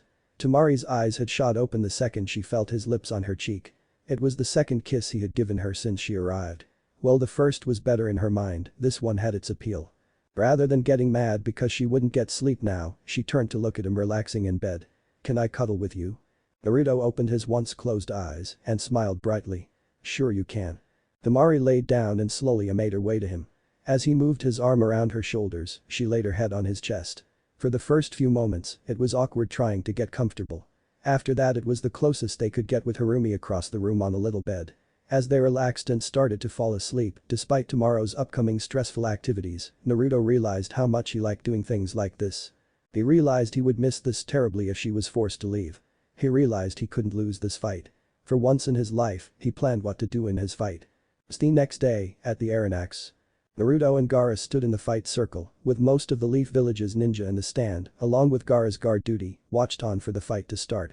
Temari and Harumi sat in the seats where Naruto would sit during the Chunin exams. It was an easy place for Naruto and Gaara to spot, so they both knew why they were fighting. As Naruto watched Gaara for any sign of movement, the people in the stands leaned in to watch for the same thing from either of them. Neither of the fighters seemed to want to move, which made the tension in the arena palpable. Naruto decided to attack because he couldn't take the wait any longer. He made a mad dash for Gaara, who seemed slightly amazed by the speed. As the ultimate defense and barrier came up, Naruto pulled his hand back and formed the Rasengan. Gaara barely got the barrier up in time to block the powerful attack. The Rasengan hit the sand with a vortex power to rip through the barrier. Gaara's eyes widened as he saw the Rasengan rip through the shield of sand and go straight for his face. "Shit." Gaara yelled loudly as he took the Rasengan to his face. The rotation of the chakra threw Gaara into the air and spun him rapidly at breakneck speed. He slammed into the wall 30 feet off the ground, yet still a ways off from hitting the people. As Gaara fell from the crater he made in the wall, people gasped as he fell to the ground without moving. Naruto waited, absolutely sure he was going to land on his feet at the last second. It never happened like that though. Gaara impacted the ground with great force. Greater force than someone Gaara's weight should have hit falling from that distance. Naruto took this time to quickly gather natural chakra, as he knew this fight was far from over. Did he just kill the Kazekage? One ninja's voice asked. How could this happen? Another called. He's not even doing anything to help the Kazekage. Naruto heard. Only Naruto had realized that Gaara didn't need help. Naruto did. A massive hand of sand shot from the cloud of dust that Gaara had created when he fell. Naruto opened his eyes, now in sage mode, just in time to see and react to the hand. Naruto threw his hands up and caught the hand in midair, as people in the stands gasped in surprise that the Kazekage was still alive. As Naruto fought with the giant hand that tried to press him into a bloody mass on the ground, he failed to notice the hand was slowly covering his hands in sand so it could crush them. When the sand got to his wrists however, he noticed. Thinking quick due to his planning, he created 2 Rasengan into his palms. Quickly using a sage jutsu, he expanded the Rasengan size by at least 20 times. The hand exploded as the Rasengan attack did what it was supposed to do. With the sand scattered everywhere, Naruto jumped away quickly so he was at a safe distance. When the dust settled, the people saw how Gaara had survived. He was covered in sand armor that was now cracked and broken from the Rasengan. Gaara stood calmly with his arms crossed like usual. Hands swept around him as he waited for his armor to repair. Naruto wasn't going to give him that peace of mind though. He sprinted toward Gaara as he pulled out a kunai with a special tag on it. He tapped the tag to activate it and threw it in the air. When it activated, it summoned a shower of thunder god kunai. Gaara's eyes widened when he realized what Naruto planned to do. If he couldn't overpower him right away with one attack, he would have to use several attacks in rapid succession. That was where the thunder god jutsu came in. When the kunai hit the ground, Naruto teleported behind Gaara and hit him with a palm, putting a seal on his back for the thunder god jutsu. He then appeared in front of Gaara and hit him with a jutsu he had worked on for a year, even with the shadow clones. Having 3 chakra affinities, Naruto had added the elements to his Rasengan, giving him 4 deadly weapons. At this point, he felt his lightning element Rasengan was the right path. When he teleported, he gathered his lightning Rasengan, the hammer of thunder jutsu. When he hit Gaara with it, it instantly pierced the sand armor and stunned Gaara badly. When it hit Gaara, it gave off the sound of a loud thunderclap, shaking the arena with the intensity only thunder could bring. When Gaara dropped, Naruto backed away. He knew the fight was going to go on. Gaara wasn't weak enough for that to beat him. If it wasn't for the sand armor, the attack would have shredded his body into a bloody pulp. Preparing to gather his other Rasengan attack, he failed to notice Gaara standing behind him. What he had hit was a sand clone, covered in sand armor. Before Naruto knew it, he was sent into the air from a massive sand fist punching him in the back. Heavily dazed, he didn't see the spikes form on the ground before he was feet from them and only had time to teleport to the kunai closest to his position. As he hit the ground with a thud, he looked to the other Gaara, the sand clone, and saw it explode into a sand cloud. The sand that was a fist flew above Naruto and formed into a sand slab that looked like it weighed a ton literally. "Naruto!" Temari yelled from the stands. "Above you." Naruto quickly spun around and gathered his other Rasengan quickly. The slab would kill him if he didn't react. As the slab came down, the attack was ready. The water Rasengan, Typhoon Sphere Jutsu. He hit the slab with the ground still to his back, using the earth as support. The water jutsu overpowered the earth attack Gaara was using and shattered most of the slab. Some of it still hit Naruto however. The bit of the slab the size of a standard brick hit Naruto square on his ankle, breaking it instantly. As he screamed in pain, he realized the slab would have killed him. He knew Gaara had to make this convincing, but he didn't know he was leaving it to Naruto whether or not he would survive this fight. Naruto teleported to the furthest kunai from Gaara. He cursed that he didn't have the earth affinity, so B could make a quick cast so he could fight. Quickly taking a kunai out, he bit on the handle to deal with the pain as he stood up. The pain was intense when he stood. He fought a scream as his ankle throbbed in absolute protest. He was standing on a shattered ankle. Knowing he needed to end the fight then and there, he took out one of his father's kunai. Throwing the kunai, he prepared the Typhoon Sphere Jutsu. The moment it got near Gaara, he would teleport. Seeing the urgency in Naruto's eyes, Gaara thought internally what to do. He could throw a thick shield of sand between him and the attack. He could throw a thin layer of armor on to protect himself from the attack and make it seem like he got beat by Naruto. Whatever he was going to do, he had to do it now. The kunai got closer to Gaara and Naruto teleported in time to see a shield of sand come up and catch the kunai. When Naruto appeared by the shield, he slammed the jutsu into the shield. The shield dispersed and the still powerful jutsu struck Gaara in the chest, sending Gaara flying in a torrent of water that was exploding from the rotating sphere. Gaara was slammed into the wall of the arena with water twisting him violently against the wall. The pressure of the water was enough to start breaking the stone wall behind Gaara and knock the wind out of Gaara in an attempted shout of pain. Naruto placed his other hand on his wrist and blasted lightning chakra through the water slamming into Gaara. Gaara lost consciousness thinking about how he was doing Naruto another favor. He hadn't killed him for knocking his sister up years ago. The fight was over. Everybody cheered. The Hokage had won. Later, at the hospitals. Naruto was laying in the hospital bed. His first realization was that he was wearing a cast as if he had a broken arm. Harumi was laying next to him on the bed because she has demanded to be next to her father the whole time he would be in the hospital. Temari was sitting in the seat by the bed when he woke up and Gaara was in the bed on the other side of the room. Gaara was awake and looked to Naruto when he saw movement. "You won, daddy," Harumi yelled as she bounced happily in the bed. Naruto smiled and almost laughed when the sudden pain in his ankle erupted. Harumi instantly stopped, almost sensing his distress. "What the hell?" Naruto yelled as he went to guard his ankle. "According to standards, after the fight saying you won, you must recover with the help of my sister. No medical jutsu may be used. I know you're Hokage, but tradition must be upheld," Gaara stated. Naruto looked at him for a second. "Does that include medication?" Naruto asked. "You may have medication but with that ankle you will probably be out for a month," Gaara answered. Naruto looked at Temari with a scared look. He hadn't realized until now how bad his ankle really was. It was absolutely shattered and would hurt all the time. He knew so. "Will you help?" he started. "Yes," Temari blurted. She quickly looked away, blushing, when she saw Gaara and Naruto look surprised and stare at her. "We go to the bathroom," Naruto finished. Temari looked at him strangely again before realizing he meant now. She blushed as he started to squirm where he was sitting. She knew this would be a long month. Temari woke up the next morning thinking yesterday's events were all a dream. When she felt the tough cast on her lover's leg, she knew it was all too true. Naruto had a broken ankle that seemed to pain him a lot and even prevented him from doing some usual things that Temari had to help with now, such as dressing him. Today, she would have to give him a bath or something to clean the sweat and dirt off of him. He needed it. Her day usually started at 8 in the morning when Harumi decided to wake up and want food. Going to the nice kitchen area in the Hokage Tower, she prepared strong tea for herself and rice, miso soup, which tastes like crap and fish for Harumi. That's what people eat for breakfast in Japan, so says Wikipedia. Japanese readers, all 5 of you, speak up. While Harumi ate, Temari prepared extra tea and took it to Naruto who was still asleep. He would be up soon and want something to help him wake up. After taking him his tea, she would check with Neji about any urgent matters that could need Naruto's immediate attention. But today wasn't usual. When she woke up, Harumi was still asleep, so she decided that now would be a good time to get Naruto washed. Getting that out of the way would ease her conscience about having to was him when she hadn't seen him naked in over 4 years. She gently rested her hand on Naruto's chest and shook him slightly. "Naruto. Wake up," she whispered. When Naruto turned away from her in his sleep and started to snore loudly. Temari quickly punched him and covered his mouth when he tried to wake up, now awake after the rude awakening. He slowly turned his head to look at her with side eyes. Temari motioned for him to be quiet and pointed in the direction of Harumi's bed.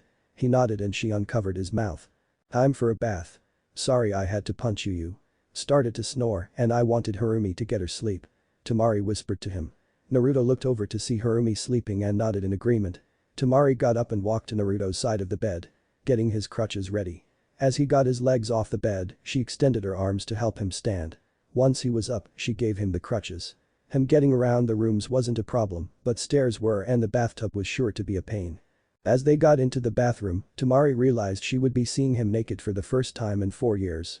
Though the first time hardly counted as they were in the dark, she would be able to see every bit of him. As she started to get nervous, Naruto did too. They stood in silence for a moment before he finally spoke. I need help," he said, referring to probably being unable to get his pants off his cast if he were to do it himself. Temari swallowed hard before she walked over to him and undid his pants button and zipper. She took a deep breath before sliding his pants and boxers down at once. She wasn't afraid to see him naked. Just nervous. Getting his pants from his ankles was the worst part of it because she had to get on her knees to get his pants off his cast. With her face only inches away from his manhood made them both blush. Once she got them off, she realized something that was going to make this difficult. She was getting turned on by this. Naruto got his shirt off and stood naked in front of her. As she started to help him into the tub, she kept glancing at his body, which turned to staring. The whole time, she didn't realize she hadn't prepared the bath and simply sat him in an empty tub. "Temari, the water," Naruto said, breaking her from her trance. "Oh my god, I'm sorry," she said, turning the faucet on. She didn't succeed in anything but forgetting about the shower being switched on and getting her hair and back soaked. Screaming in surprise, she flipped the faucet to the bath setting and looked shyly to Naruto. He had water on him, save for his cast on his left ankle was propped up over the tub's edge. "That was cold," Naruto said as he wiped the cold water from his body as the bath began to fill with warm water. "I'm sorry," Temari whispered, sounding upset. Her hair and shirt were wet and now Naruto was mad at her. Her day was starting out bad. She had hoped seeing Naruto naked would mean her day would be good. No such luck. "I'm not mad. I promise," he reassured. She looked at him with uncertainty in her eyes. To prove his point, he smiled his toothy grin and splashes the warm water at her, soaking her face and more of her shirt. She looked shocked for a second before looking at Naruto. "Really?" she demanded. He gave a sheepish smile as she stood up. "Really?" Harumi was awake now, sitting on Naruto's lap as Temari got ready to leave. Fixing her hair after the bathroom romp, Temari was just about ready to go as Harumi bombarded her with questions, never really being gone from her mom for a whole day like she was going to be today. "Where are you going?" Harumi questioned her mother. "Probably shopping, then to see if any of the Leaf Village's kunoichi want to hang out, then to eat I guess. That's all I can think of for now," Temari answered. "Who are you going to hang out with?" Harumi continued. "Whoever wants to I guess. We should let your mother go, okay honey?" Naruto said to his daughter. Harumi looked a little sad and nodded. "Be good for your father," Temari said, snapping into mama bear mode for a moment. "Yes, mommy," Harumi said quickly. "I'll be back soon," Temari said as she left the room, leaving Naruto and Harumi to catch up in the time to come. She wouldn't worry about Naruto getting to the bathroom. He had plenty of aid to help him if he needed it. Sheen the shopping districts. Temari spent the first hour looking through the market, seeing things she had never seen. When Harumi was born, it had changed the way she lived. She didn't have the time she once did and had even less to herself without Naruto to watch Harumi every now and then. She was finding the latest technology almost scary, think home TVs and 16-bit computers now, considering what is in Shippuden right now. She found plenty of new books to read and even found a few things for Harumi to play with. As she thought of what she would get Naruto as a gift, she spotted a Makeout Paradise book on the bestsellers shelf. Half surprised to see one of those still on the shelf, she picked it up to look at it. Thinking it must have been a special edition, she looked at the back cover to see Naruto's picture on the back. Naruto himself was the author. Trying not to laugh at the idea of Naruto writing a very perverted book, she flipped it to look at the cover again. The title almost made her drop the book, it being called Come Come Desert. She quickly grabbed the book, stuffed it with the things she was buying, and went to pay for the things. Once she got out of the store, she found a nearby bench and hid the Makeout Paradise novel inside of another larger book she got so she could read a few pages. As Temari read the book, she realized her initial fear was true. The story was heavily based off of the two of them hooking up, with some inclusion of their first meeting being closer to the time and more romantic. She fought to either giggle or rip the book in half. Neither got to happen, as Temari happened to look up and see a small group of Konoha Kunoichi approaching her. Amongst them was Sakura, Karen, Ino, and Hinata. While she had no real reason for hating Hinata, she didn't like being around her. Niji had told her all about Hinata's crush on Naruto and the lengths it went. She knew she was more jealous than anything, but her feelings stood their ground on Hinata. After shoving her books away, she greeted them. "Hey, girls," she said. It almost sounded silly to her, but the four of them, save Hinata of course, were talking like they were a sisterhood. "Hi Temari. Got the day to yourself?" Sakura asked. "Yup. Just enjoying this village." Temari answered. "Naruto let you have a break?" Sakura joked, with the obvious sexual joke in the open. She said awkwardly. "Kinda. Ah, so you're Naruto's girlfriend, huh?" Karen asked. "I don't really listen to rumors, but I heard something about a girlfriend." "Have sex yet?" Ino asked quickly. Temari was taken by surprise and blushed heavily, lowering her face as she tried to think of a response. "But a girl?" Karen yelled. Sakura felt like she knew where this was going and was about to step in and stop it when Hinata almost appeared in her way out of thin air. Like she was trying to let this get out. That Naruto had slept with both Karen and Ino. "He is so good, isn't he?" Ino sighed. "What?"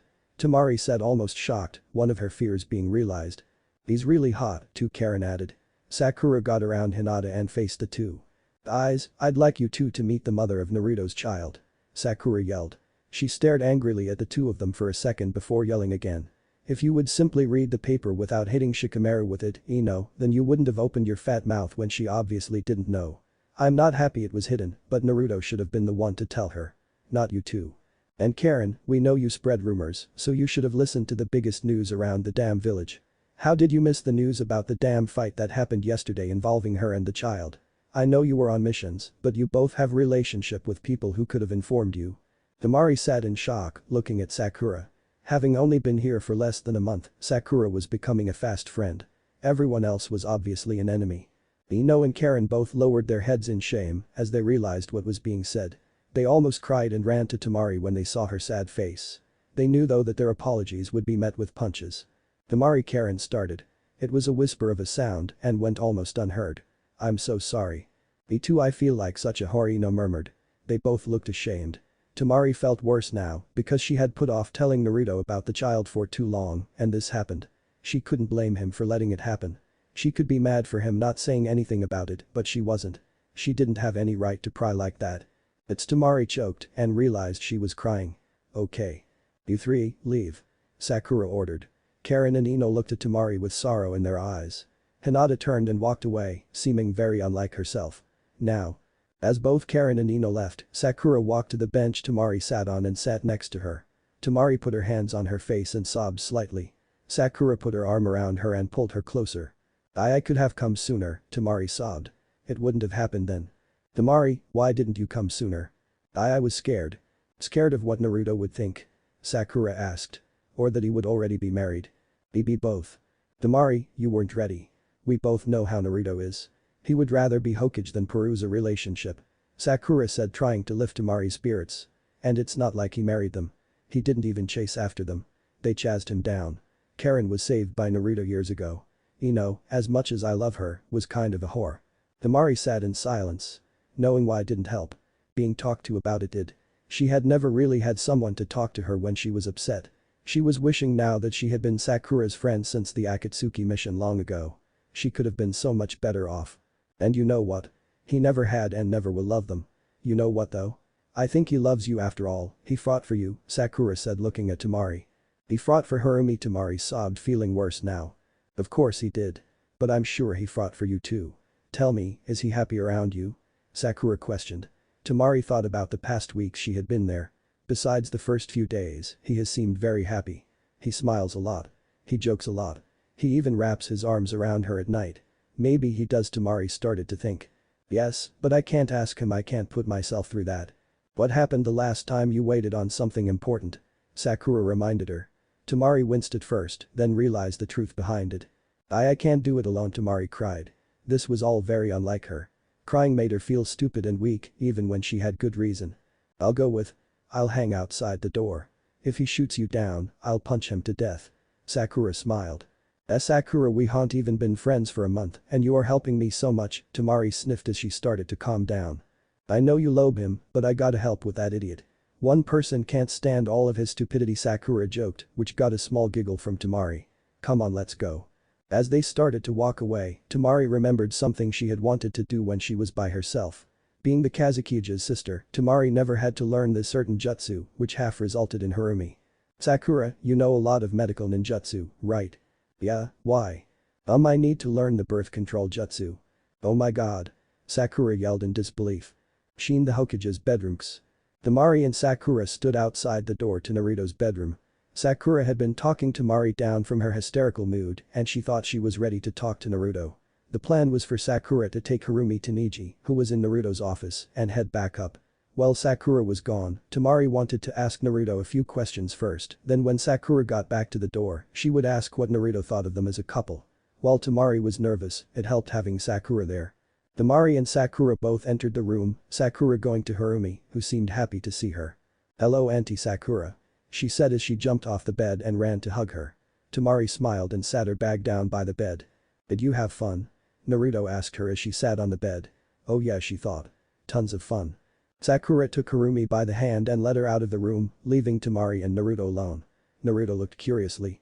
I got some stuff while I was out. I couldn't exactly find anything for you, Temari said as she thought how she would say the things she wanted to. That's fine. He said happily. No big deal. I found something by you though, Temari said as she took out the Makeout Paradise book he had written and showed it to him. He gulped a little and she noticed something that told her why she had never seen anything about it in the Sand Village. It was a Konohagakure release only. Did you write that about us? Naruto noticed she didn't sound angry. She already knew the answer to that question, but had to ask anyway. Naruto sat the book down by him. Yeah, he responded. Okay. Temari shrugged.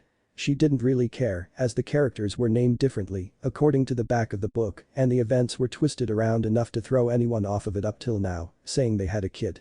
You're not mad? He questioned. He expected she would have been and that's why the book was a Leaf Village release only. No. It's fine. I do want to read it though. She said as she grabbed the book and put it back in the bag. I got Harumi some toys and I got myself some books. I wish I could have found you something, but I'll try harder next time. You don't have to. It's not that big of a deal. He said smiling. He put his arm around her and tried to pull her close. She resisted and he stopped and pulled his arm away. I know about Ino and Karen, Temari whispered in sadness. Naruto instantly jumped away from her and looked shocked. I'm sorry. I didn't know about Harumi and I didn't go after them. They came to me. He said with obvious terror in his voice. She almost laughed. Almost.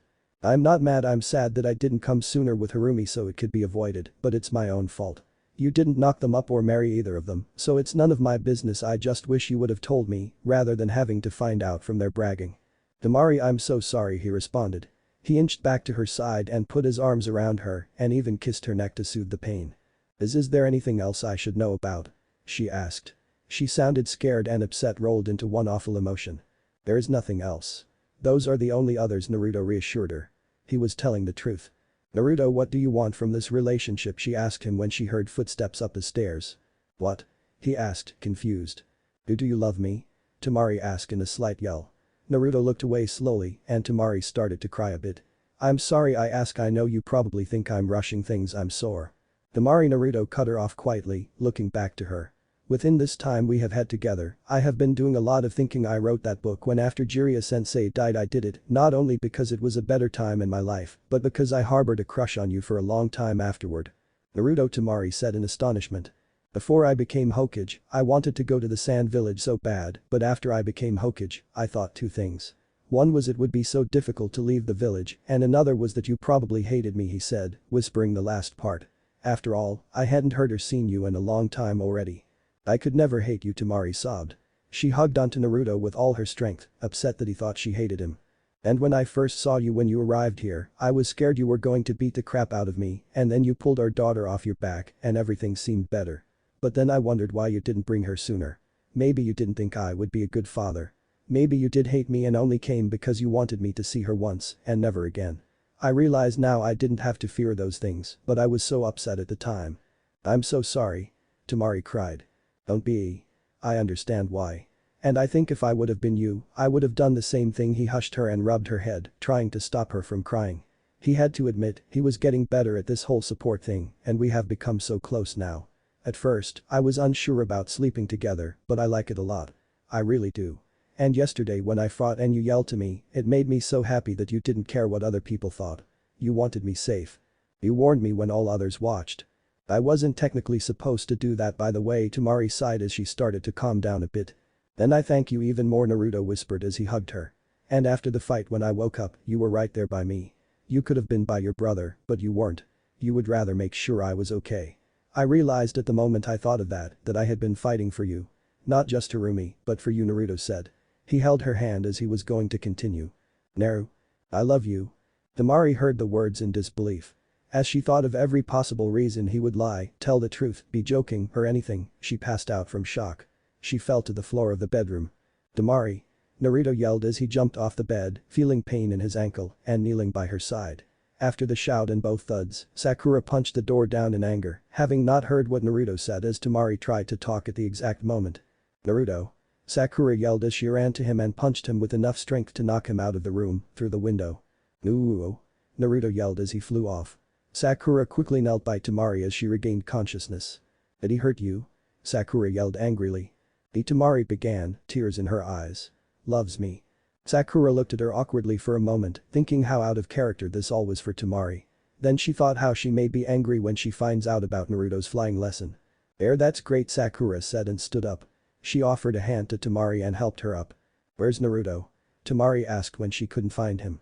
Why is the window broken? Listen, when I came in here, you were on the ground and he was on top of you. You were passed out and I heard 2 thuds. Sakura defended herself. I thought, with as strange as everything has been recently, he hit you. I forgive you, but he wouldn't do that. Temari said to her friend. Should we go find him so I can apologize? Sakura sighed. Yeah, Temari said as they went to get Harumi and find Naruto. Was at the Uchiha residence. Sasuke sat outside with his kids and watched as they played. The youngest was in Sasuke's lap. Itachi, Sasuke's oldest child, led the middle child, Tsunade, around while he walked and she crawled. The name had come to Sakura when her sensei had died a year after Naruto took up the mantle of Hokage. Ooh. They heard in the distance, quickly approaching. Itachi. Get your sister. Sasuke yelled to his son, who quickly led her toward the house. Sasuke quickly put the youngest child, Naota, in the small cradle outside and ran to the center of the yard. When he saw Naruto flying toward him, he braced to catch him rather than using Susanoo again. When Naruto collided with him, they both went rolling on the ground after a hard smack of heads. When they stopped rolling from the momentum of Naruto's fall, Sasuke ended up a few feet away from Naruto, who was holding his head as Sasuke was wearing his headband again. That forehead protector missed him, he guessed. Temari needs to stop sending you here like this, it's way too weird to be a coincidence now, Sasuke muttered. This time it was your wife, Naruto groaned, as his head still hurt. Now I know it was on purpose, Sasuke sighed angrily. The two started to snicker, then full out laugh. Though Naruto's laughter turned to shouts of pain as his ankle reminded him it was broken and what he just went through was a bad idea as it hurt him like it did the moment it first happened. Other than the pain and Sakura punching him out the window, he was happy. Naruto sat in a chair with Sakura sitting by his cast, ready to remove it. As Sakura ready to remove his cast, Naruto shook excitedly in his seat. This was a day he had been looking forward to for quite a while. He would finally be able to train again. He would be able to do more with Harumi and Temari. At a table nearby, Sasuke and Temari sat and watched as Harumi and Itachi ran around the yard playing. Temari was also excited about Naruto having his cast removed. Naruto would be a lot happier, and that was all she wanted. As Harumi and Itachi ran around, Temari noticed Naruto bouncing excitedly in his chair. Naruto, honey, Temari started. You gotta sit still so Sakura can cut your cast off without taking your leg with it. I'm trying, but I'm so excited. Naruto yelled happily. Temari sighed and her head dropped in defeat. I thought you wore the pants in this relationship. Isn't that what you were just saying? Sasuke interjected. Shut up. Temari yelled with a slight blush on her face. Naruto looked quizzically at them instantly as Sakura laughed a little. But I wear pants, Naruto murmured with a confused look on his face. In response, the others laughed aloud as Itachi and Harumi stopped and stared. Harumi slowly walked over to her father and put her hand on her father's hand. Daddy. You have to stop bouncing around. Harumi said seriously. The three laughing adults stopped abruptly and stared at Harumi. Naruto, Temari, and Sakura sighed in adoration. Sasuke smirked. Okay Harumi, Naruto said calmly. Harumi got up and sat on Naruto's lap and cuddled up close. Naruto wrapped her arms around tightly. Everything will be okay, daddy. Harumi reassured. I know, honey. Naruto sighed as he hugged her tightly. Temari smiled at the sight of them, wondering why she ever worried about whether Naruto would love Harumi or not. It just seemed so silly anymore. As a matter of fact, the closeness they have developed rivaled her daughter's relationship with herself. It didn't bother her at all. Since the day Harumi was born, all she wanted was Naruto to see her and love their little girl. This sort of thing just made life at this point okay.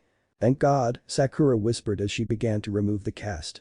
She needed to be very careful when removing it so she didn't cut any of the signatures on the cast. Temari and Harumi had both doodled on the cast next to their signatures. Temari drew a cartoonish version of herself with a big toothy grin, showing the artistic side of herself. Harumi attempted to do the same thing, but found drawing difficult. To everyone except Harumi, it looked like random scribbles. He is going to be one hell of a handful now, I'll bet, Sasuke murmured to Temari, how are you going to deal with him? I'm going to send him here a lot so he can train. Then, your wife and I are going to go out after you guys train so you can watch the kids, Temari answered. Sasuke smirked at the response and looked back to Itachi, who was watching his mother cut his uncle's cast off. Uncle Naruto, as Sakura called him toward her kids. I see. So where is the fun for us? Sasuke wondered out loud. He looked back to Temari and saw her smile. When you watch the kids, Temari said seriously. Sasuke gasped at the tone of her voice, finding it more threatening than anything else. Temari made a mock gasp noise and laughed to herself.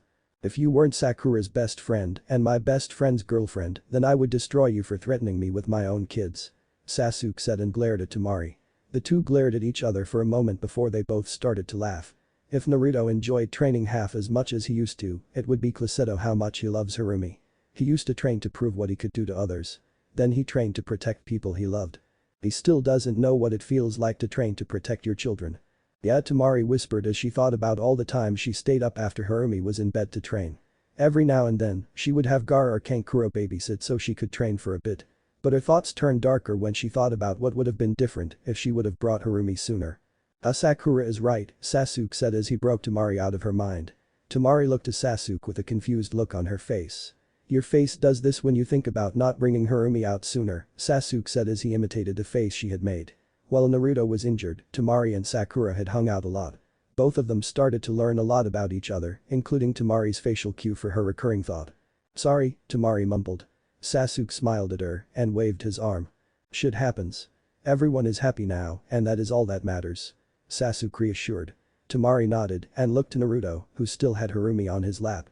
She smiled brightly and had to agree with what Sasuke had said. Everyone was happy. It's done.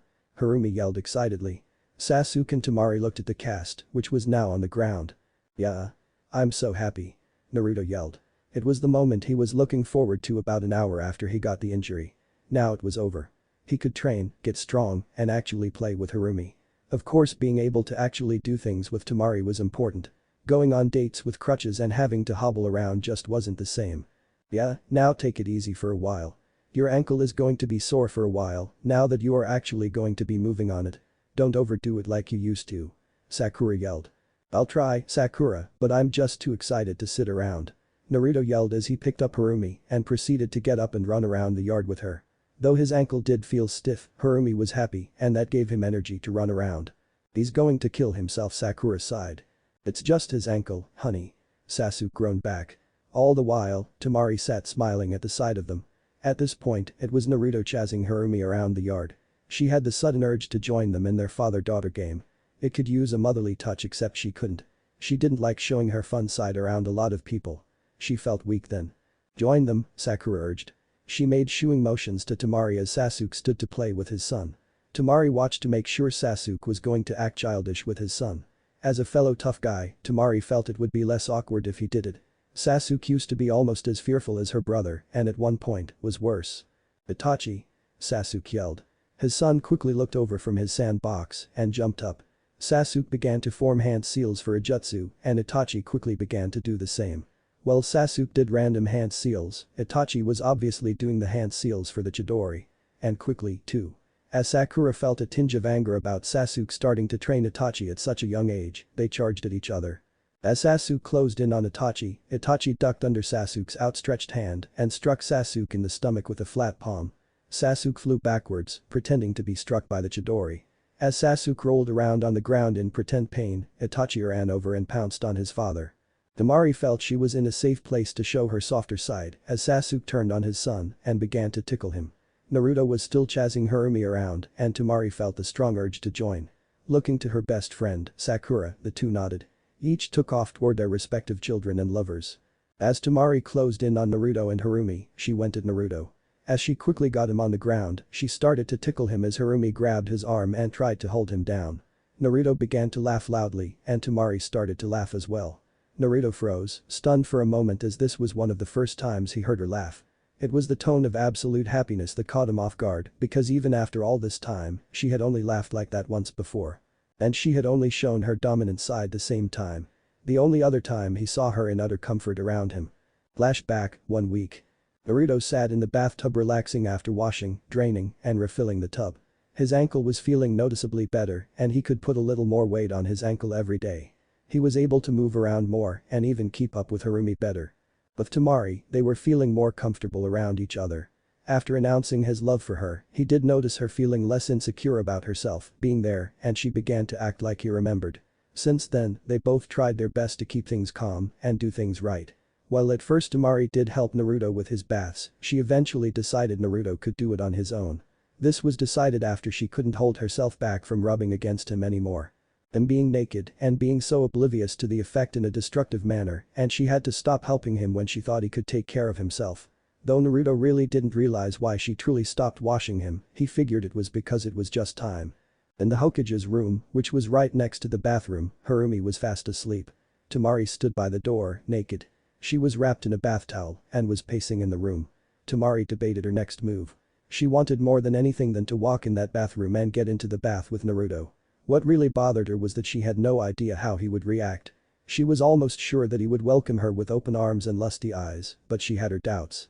She had calmed down a lot since she had come to the Leaf, but she knew she wasn't back to normal yet. She was still worried about being too pushy. "Come on, Temari," she said to herself, "just go in there and try." Now that Temari had commanded herself, she was compelled to move. Going right for the door, she grabbed the doorknob. Taking a deep breath, she knocked slightly on the door and readjusted her towel as she waited. Inside the bathroom, Naruto jumped when he heard the knock. The last thing he expected at almost 11 at night was a knock. Both Harumi and Temari should be in bed and Neji should be at home now. Regardless, he had to answer. "Hello?" Naruto called. "May I come in?" Temari asked from behind the door. Naruto could hear the nervous tone in her voice. Nervousness was something he always found very sexy in her because she had never seemed to show it. "Temari?" he whispered surprised, "Sure." "Okay, I'm coming in," she responded in a wavering voice. Doubt washed over her as she debated if the wearing nothing but a towel and a smile approach was such a good idea, but it was too late to back down. She threw on the best sultry smile she could muster and entered the bathroom. "Say it," Temari requested as she rubbed her head against his chest. Naruto weakly looked at her, with a look of confusion in his eyes. "If you want, that is." "Oh that," Naruto murmured, trying to catch his breath. "I love you." Haha, she giggled in the most sweet, strange sounding, for Temari, with the way he pictured her, laugh he ever thought he would hear. Almost like a schoolgirlish laugh, yet slightly lower in pitch. Naruto looked at her with the most surprised look he could make at that point. Temari, who saw this look, blushed. She had rarely let anyone hear that laugh. Only Harumi, Gaara, and Kankuro knew of that laugh. Everyone except for Harumi had sworn secrecy about the laugh. "Did you just?" Naruto stammered. Temari quickly looked away from him in embarrassment, thinking that her laugh had ruined the moment they were trying to end perfectly. She was just about to try and get up when she felt a hand weakly grab her chin and move her face toward his. She had a scarlet blush of shame on her face when Naruto kissed her softly again. "I found it very cute, you know." "You can't tell anybody," she said, ashamed. "I won't. That is your cute little quirk that stays with me," Naruto said, giving her the best fox grin he could make. Temari blushed again and smiled nervously. "I love you too, just so you know," Temari whispered and gave the sudden fox grin back. The two proceeded to laugh, allowing Naruto to hear her lovely laugh again. Then flashback. Naruto hugged onto Temari tightly after remembering their fun together. Temari at first looked confused but realized she had just made the laugh. After a quick look to make sure Sasuke and Sakura hadn't been staring at her because they heard, she gave a firm kiss to Naruto. Naruto, who was happy about having his cast taken off, hugged her tightly as Harumi jumped on them, laughing. After the games were done, Naruto, Temari, and Harumi were ready to go. Standing outside, the three of them said their goodbyes and turned to leave. The three walked their way toward their house, Naruto being in the center. On his left, Temari happily held his arm. On his right, Harumi held his hand and looked around as they got toward the more populated area. "You guys want to get something to eat?" Naruto asked them. "Sure," Temari said happily. "Ramen?" Harumi yelled excitedly. Temari sighed, feeling her daughter was becoming too much like her father. Naruto smiled and nodded. "That's the plan," Naruto laughed. "I had the feeling you two would eat ramen every night if you could," Temari mumbled. "We did, whenever you and Sakura would go out," Naruto mentioned. Temari instantly dug her fingers into his arm and looked at him slightly angrily. "You know, just because you can somehow survive on that stuff doesn't mean she can. She needs to eat healthy things," she whispered to him. "I know, but she wanted it," Naruto quickly responded. "And sometimes, you have to tell her no. You can't spoil her." "Yes, dear." The three walked into Ramen Ichiraku and sat down. Harumi was seated between her two parents. Tucci walked up to them instantly. "There's my little girl," Tucci said, happy to see Harumi. "Grandpa Tucci," Harumi yelled excitedly. Harumi had been there several times since coming to the Leaf Village. Either when Naruto hobbled there with his crutches or before he was injured. Tucci had always viewed Naruto as a son, so he instantly viewed Harumi as a granddaughter. Harumi liked the idea and called Tucci his granddaughter. Temari liked the idea because Harumi had no real grandparents and this would give her something. "So what is the house buying for my little granddaughter?" Tucci asked. Tucci had never charged for either Temari or Harumi since they got there. Naruto had always insisted and didn't mind. The moment Tucci had said he would never charge the two, Naruto felt the two were really accepted. "I want everything," Harumi bellowed excitedly.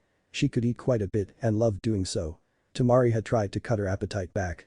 Naruto had made her efforts pointless. "Now, honey," Temari called calmly. "Order one thing at a time.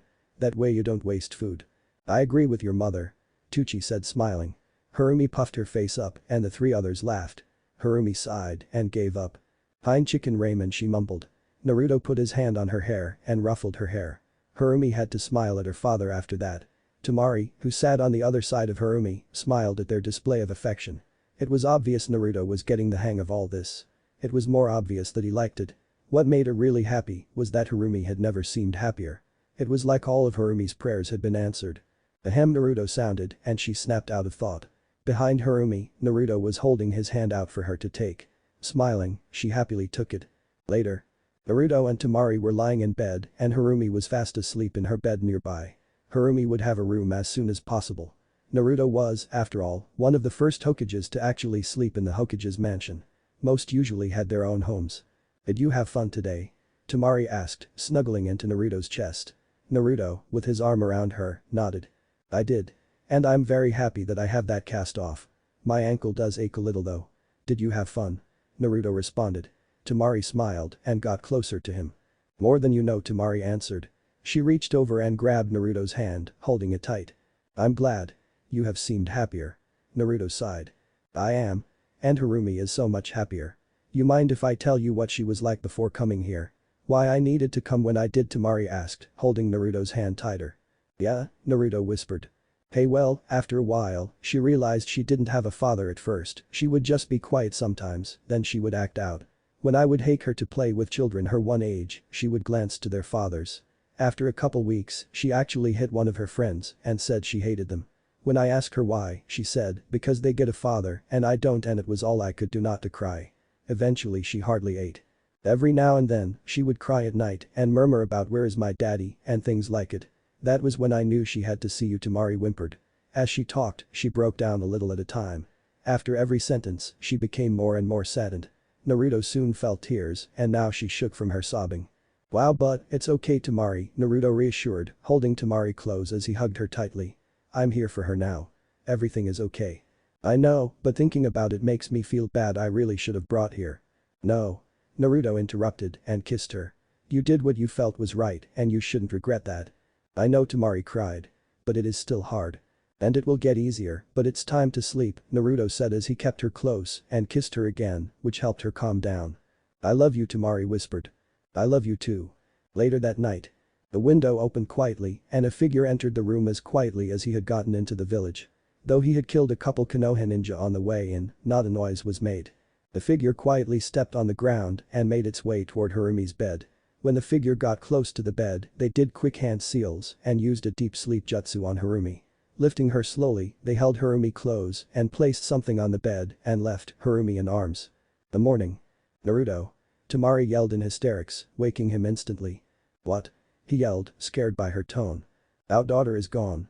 Temari cried, falling into Naruto's arms as she cried as a horrified look spread on his face. Chapter 8. Harumi. Temari got up early like she always did. Going through her normal ritual, she went downstairs.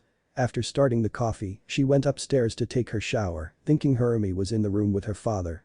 She showered quickly and got out. Going back to the room with wet hair and her night clothes still on, she walked to Harumi's bed. Seeing it was empty, she looked lazily to the bed where Naruto was sleeping, having found there before when Temari got out of the shower. Not seeing her there, she sighed and headed downstairs to the kitchen. That was also a place Harumi would go if she woke up early.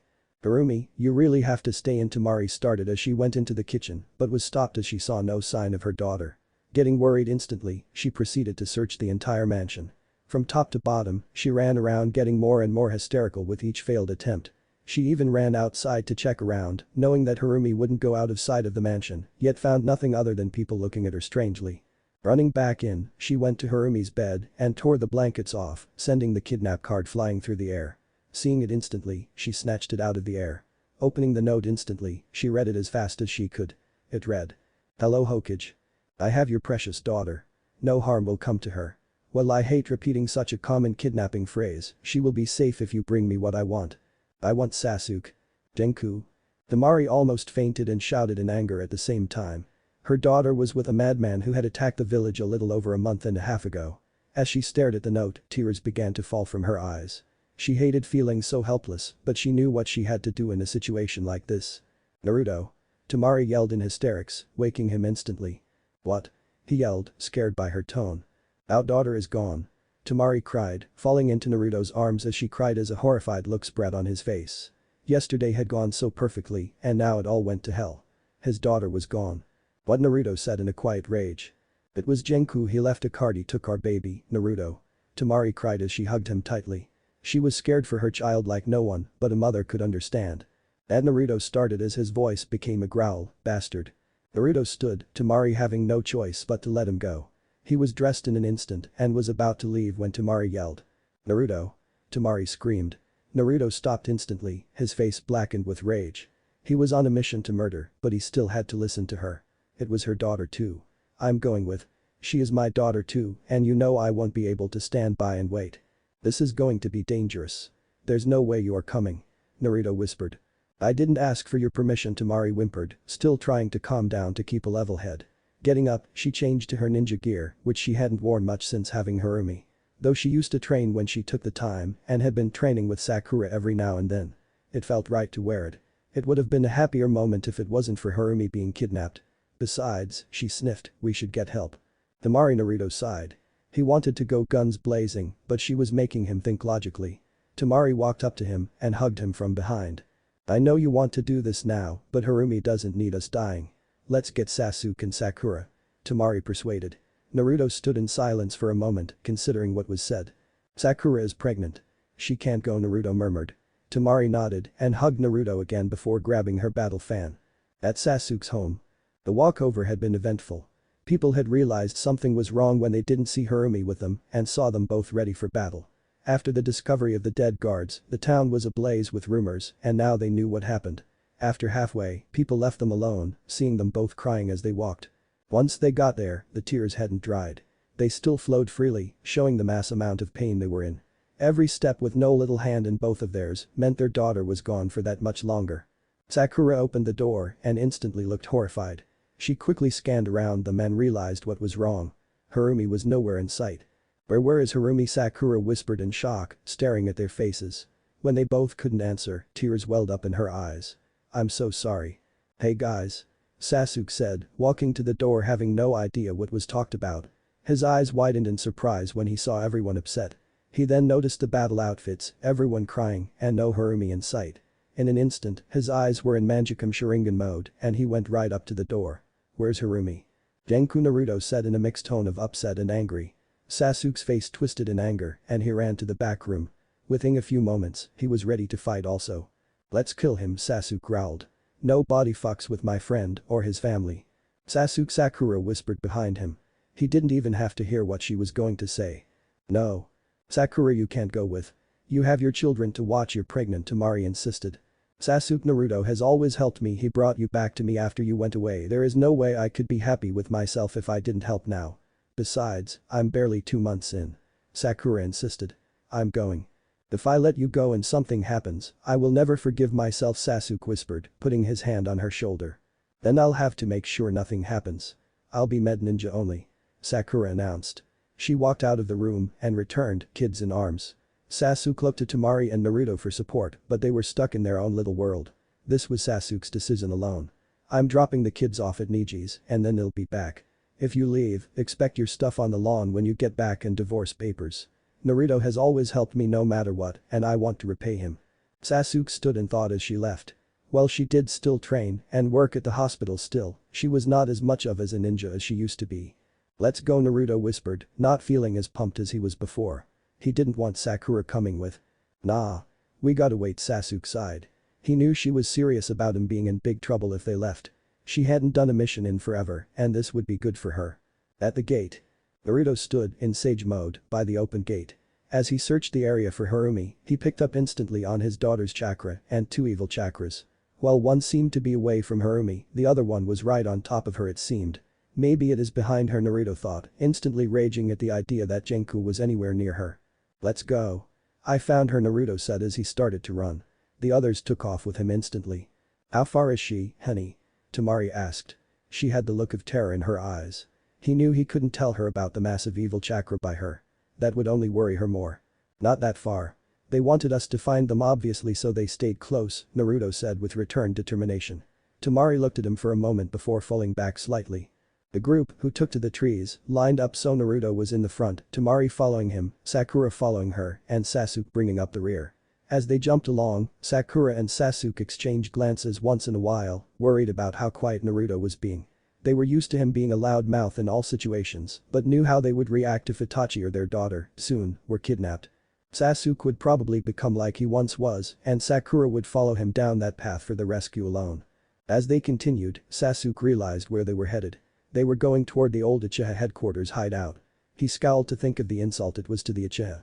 Mostly what it did to this brother's name, as almost every other Uchiha was an angsty bastard. "Naruto. Do you know where this is?" Sasuke asked, slightly annoyed. Naruto looked back with a look on his face that said how much he really cared. "Where?" Sakura asked. "The Uchiha hideout." Sasuke replied with anger in his voice. Sakura sighed and looked at him. She knew what the place meant to him. It was the place where his brother died the first time. The place where he experienced his life change in one fight. "I'm sorry, Sasuke," Naruto shouted back, having heard. "We will make him pay. I promise you. For your brother and my daughter." When they arrived at the Uchiha hideout, Sasuke had to stop and stare in awe. Sakura looked at the building and looked shocked herself. Saying she had been there once before, she knew what stunned Sasuke. The place looked new. All the damage to the building was gone. "What did they do?"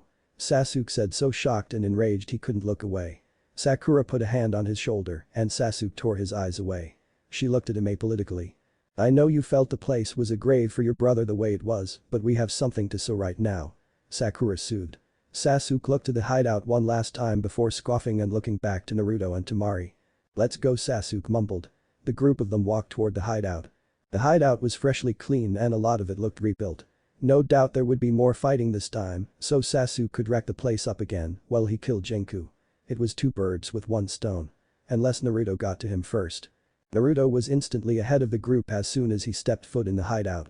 Closing his eyes, he scanned the area for Harumi again. He could now sense a lot of smaller chakras that were running around in the base. Jenku must have hired lackeys. Lots of them. "Come on," Naruto yelled, feeling Harumi's chakra. He ran as fast as he could, going in the direction of the chakra. Temari was on his heels in an instant and Sakura and Sasuke quickly followed. Naruto turned the corner and instantly saw a group of thugs that must have worked here. Naruto quickly created the Rasengan in his hand, forced it to become larger, and charged the workers. The thugs yelled in terror when they saw the ninja coming at them and tried to run. Naruto was faster and hit them with the Rasengan in the backs. The whole hideout shook as the Rasengan exploded and Naruto knew the people he hit were probably dead. Not seeming to care, he took off. Temari, Sasuke and Sakura followed with a sense of bewilderment. Naruto was pissed enough to let them see a side of him they never thought they would see again. Further in the hideout. It seems our guests have arrived, Jenku spoke as he stood from his seat and looked toward Sano and Geist. The two looked over quickly and nodded. I want Sasuke here. Naruto's daughter is of little concern at this point. Sano greet them and sent Sasuke here. Geist, go to Harumi. Naruto and Temari will be there soon. Fine, but I want actual paying missions after this, Sano said as he walked off, putting on his pocketed trench coat on. Geist stood and walked eagerly out of the room, waving to his friend as he left. Daichi. Geist said excitedly as he left. But Naruto and the others. Naruto yelled as he attacked more thugs with his Rasengan attack. As a wall exploded, Naruto threw Rasen Shuriken into the room and hit the person closest to the center, catching the rest of the people in the room as it expanded. Shifting his attention in front of him, he noticed Sano as he was about to run ahead. He stared in rage ahead of him and the others approached. This time, it was Temari's turn to attack. Rushing in front of Naruto, she swung her fan. A visible gust of wind shot at Sano. Sano quickly shot a fireball at them, which absorbed the wind jutsu. Sasuke jumped ahead and Susanoo appeared around Sasuke. Susanoo lowered its shield over them and blocked the attack. As Sasuke stared at Sano, Sano smiled as he walked calmly toward them. Sasuke, Jenku would like to see you. The others may run along and find Harumi, but you have to come with me. Sano said as he got up to Susanoo's shield. Sasuke looked at Sano with a bored expression and looked back to Naruto. What do you think? We could probably kill him. Sasuke spoke as he nodded toward Sano. Oh. We will be there the second we get Harumi. Don't kill that bastard, Jenku, until we get there. Naruto said as he ran past Sano and Sasuke. Temari followed quickly after him, but Sakura stayed. Sakura. Go. Without backup, there would be no way you could help me. Sasuke demanded. I'm staying with you. Sakura insisted. She took her gloves out and put them on. You said you were going to be a medic only. Sasuke reminded. Sakura looked at him and smiled. Plans change. Sakura informed as Sasuke let Susanoo disappear. Sasuke looked at her with annoyance but turned and motioned for Sano to lead. Sano bowed in an insulting fashion and started to lead them toward Jenku. Near Harumi. Naruto broke the door down and saw Geist standing by the little bed in a jail cell they had Harumi in. The second Geist noticed them, he was out of the cell, with the door locked. He smiled at them innocently as Naruto and Temari looked angrily at him. I was just looking. You guys have such a cute daughter. Geist said childishly. He smiled brightly, though Naruto and Temari looked furious. Though it's such a shame, he whispered as his voice stated to deepen. That she had to be in the room when her parents died. Naruto and Temari instantly looked enraged. The idea of them dying and leaving their daughter to this man was infuriating. Naruto instantly ran at Geist and swung his fist at him. Geist dodged and grabbed Naruto's arm. Quickly taking his weighted trench coat off, he let go of Naruto's arm and punched Naruto in the stomach. Dropping to his knees, Naruto gripped his stomach as Temari jumped over him and jabbed at Geist with her metal fan. Geist dodged again and grabbed her ankle, making her fall on Naruto. Gotta be faster. Geist taunted. He threw Temari against the wall and went for Naruto. You know, I just figured out what I will do with your daughter. She will join our group and we will tell her we killed the ones who killed her parents. Geist said in his childish voice. Naruto's rage washed over his face in an instantly. Grabbing Geist's undershirt, he headbutted him. Geist dropped Naruto and staggered back a bit, looking shocked. Naruto crawled toward Temari, who was gasping for air having been hit hard enough in the back. We gotta get him out of here. I have a plan, Naruto whispered and made the shadow clone hand seal. In an instant, the room was filled with 12 Temarises, all with fans on their back and exactly identical. Each Temari stood slowly, Naruto acting the part perfectly. All of them ran at Geist and grabbed onto him. Geist, never experiencing a shadow clone before, froze in shock that the clones could actually grab him. Most of the Temaris threw Geist toward the door and the others appeared to swing their fans, only one of them being the real Temari. The real wind gust shoots Geist further out the door and the ones that threw Geist ran to the jail cell, trying to open it with force. As 3 Temaris ran out the door, the others transformed back to Naruto and forced the cell open. Looking back to Temari and the clones, the real Naruto knew he couldn't stay with his daughter. I dismissed the clones, ran into the cell, kissed his daughter's cheek, and left. In the hall, Temari and the 2 clone Naruto had made stared down Geist as he stood slowly.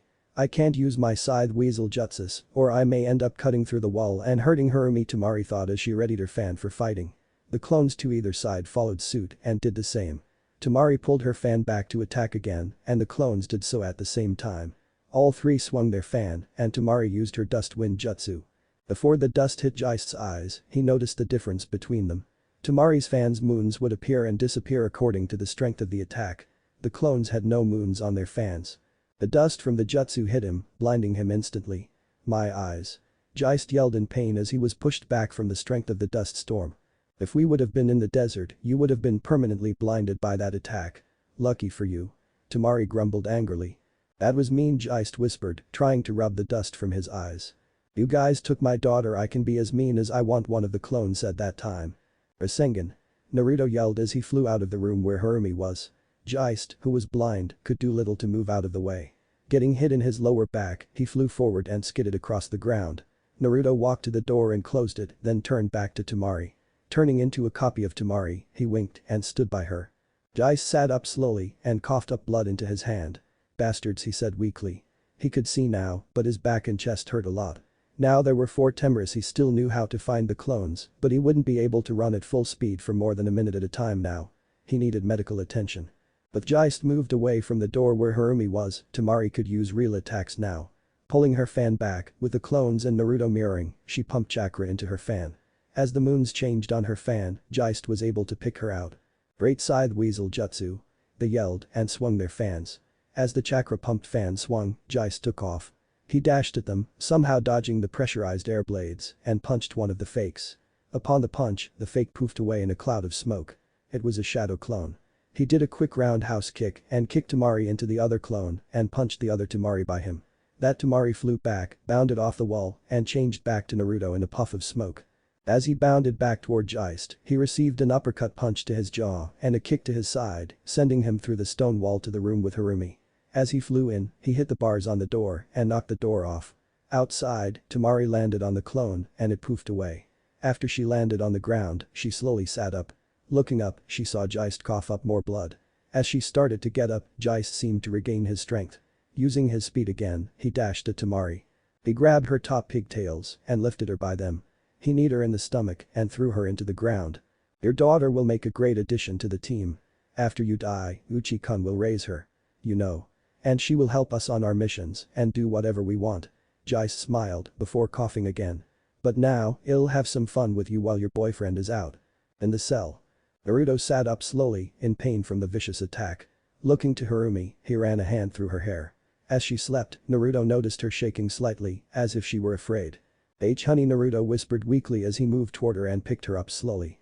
I'm here for you, it's okay, as Naruto whispered to her. She wrapped her arms around his neck in her sleep. And Naruto held her closer for a moment before he would have to go back out to finish his fight. Inside Harumi's mind. Harumi was sitting inside of the Hokage's mansion, which now seemed to resemble a large dollhouse. The furniture and things looked like they were cheaply made and sewn together with yarn. The wood in the room looked enlarged and grainy. The sun that poured into the room appeared to be from a false light. Harumi laid on the bed for a moment before finally sitting up and looking around. After taking in her surroundings, she looked to the window.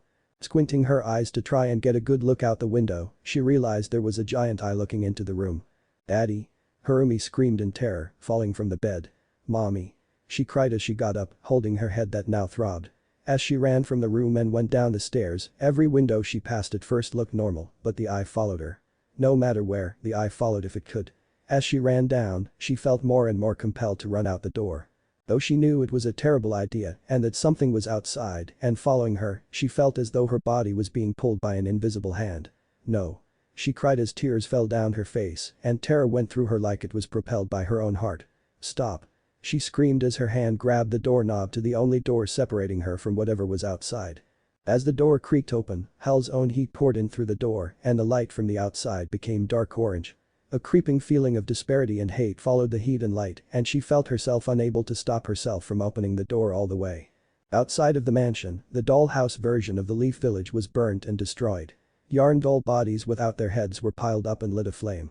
The air was thick with an unknown smell to Harumi, which she would someday learn to be the smell of burning flesh. The sky was dark with clouds that made the sky look like it was bloody. Harumi could only stare in absolute terror to see the place she now called home completely destroyed and aflame. Out of the corner of her eyes, she caught the movement of something absolutely massive in size.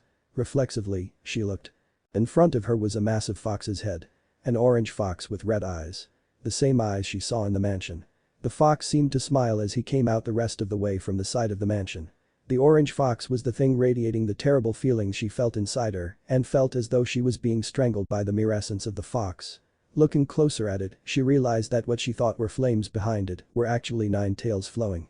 "I see you decided to join me," the fox grinned at her as he spoke. To Harumi, its voice made her whimper with pain she had only sampled when seeing other people with their fathers. When wondering why hers was never around.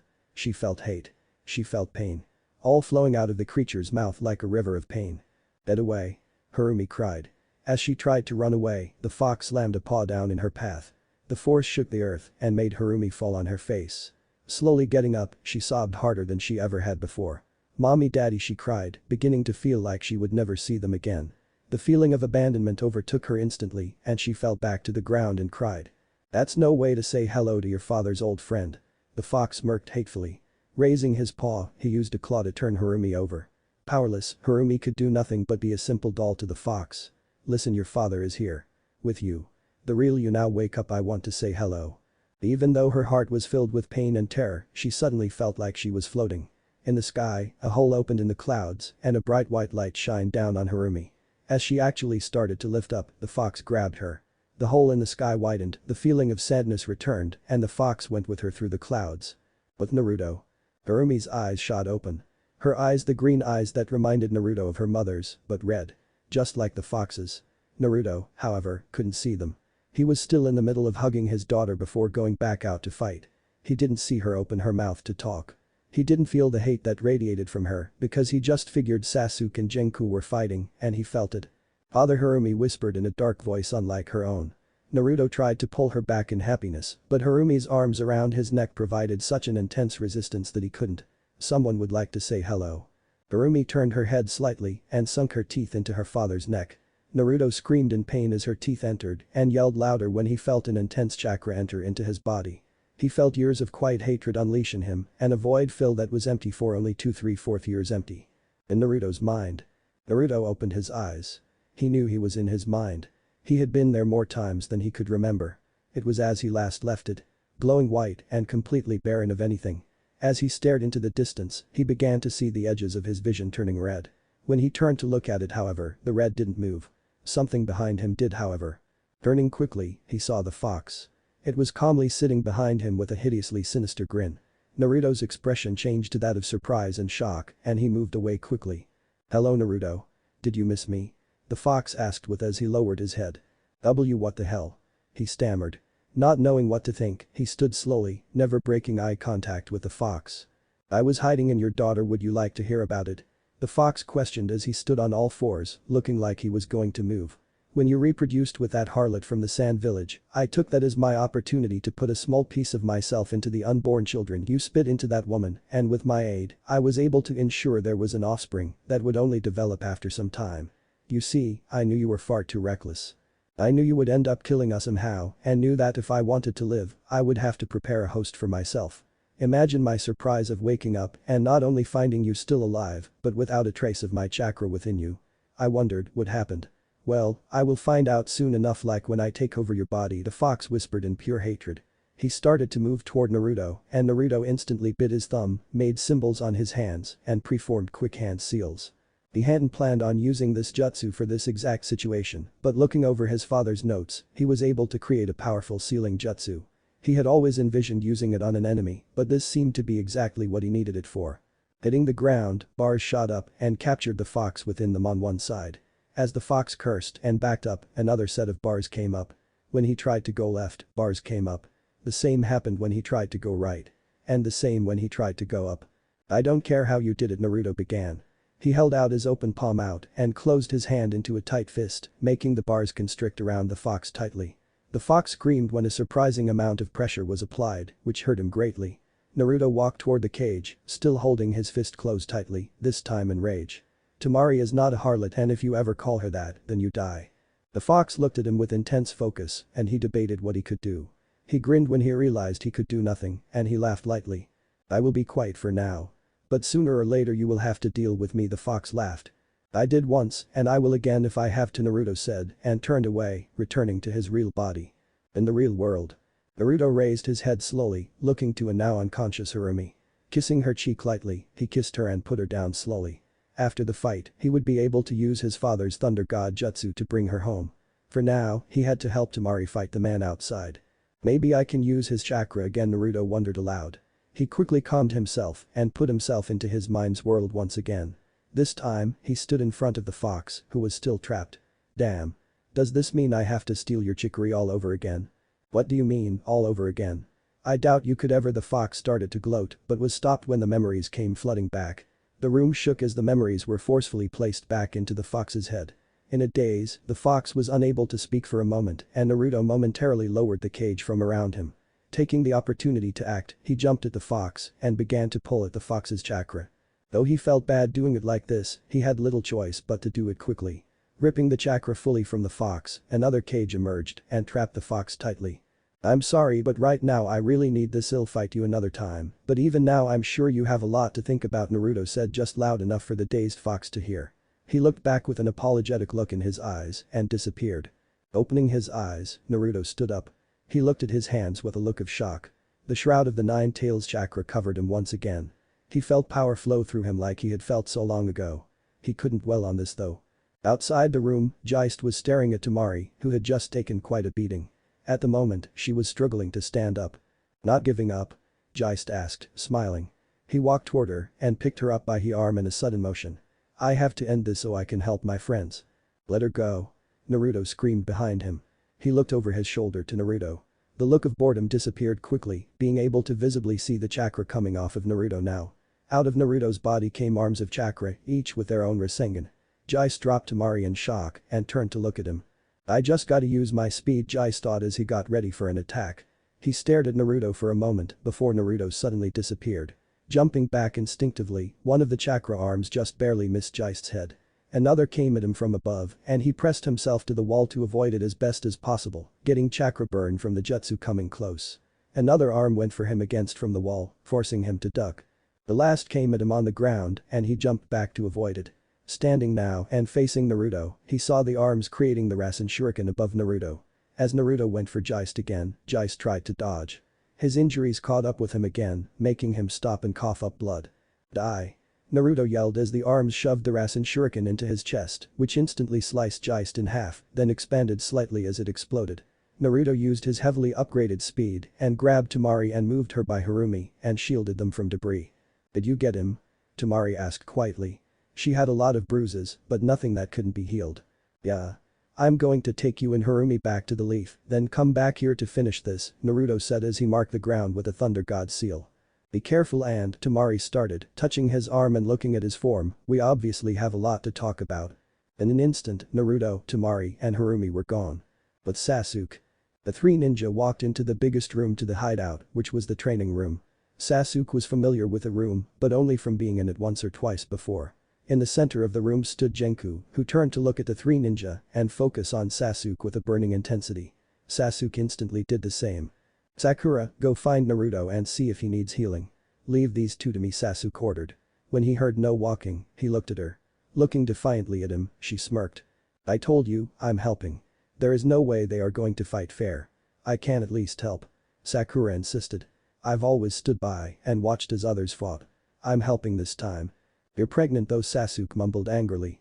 Which is why I'm not going to get hurt.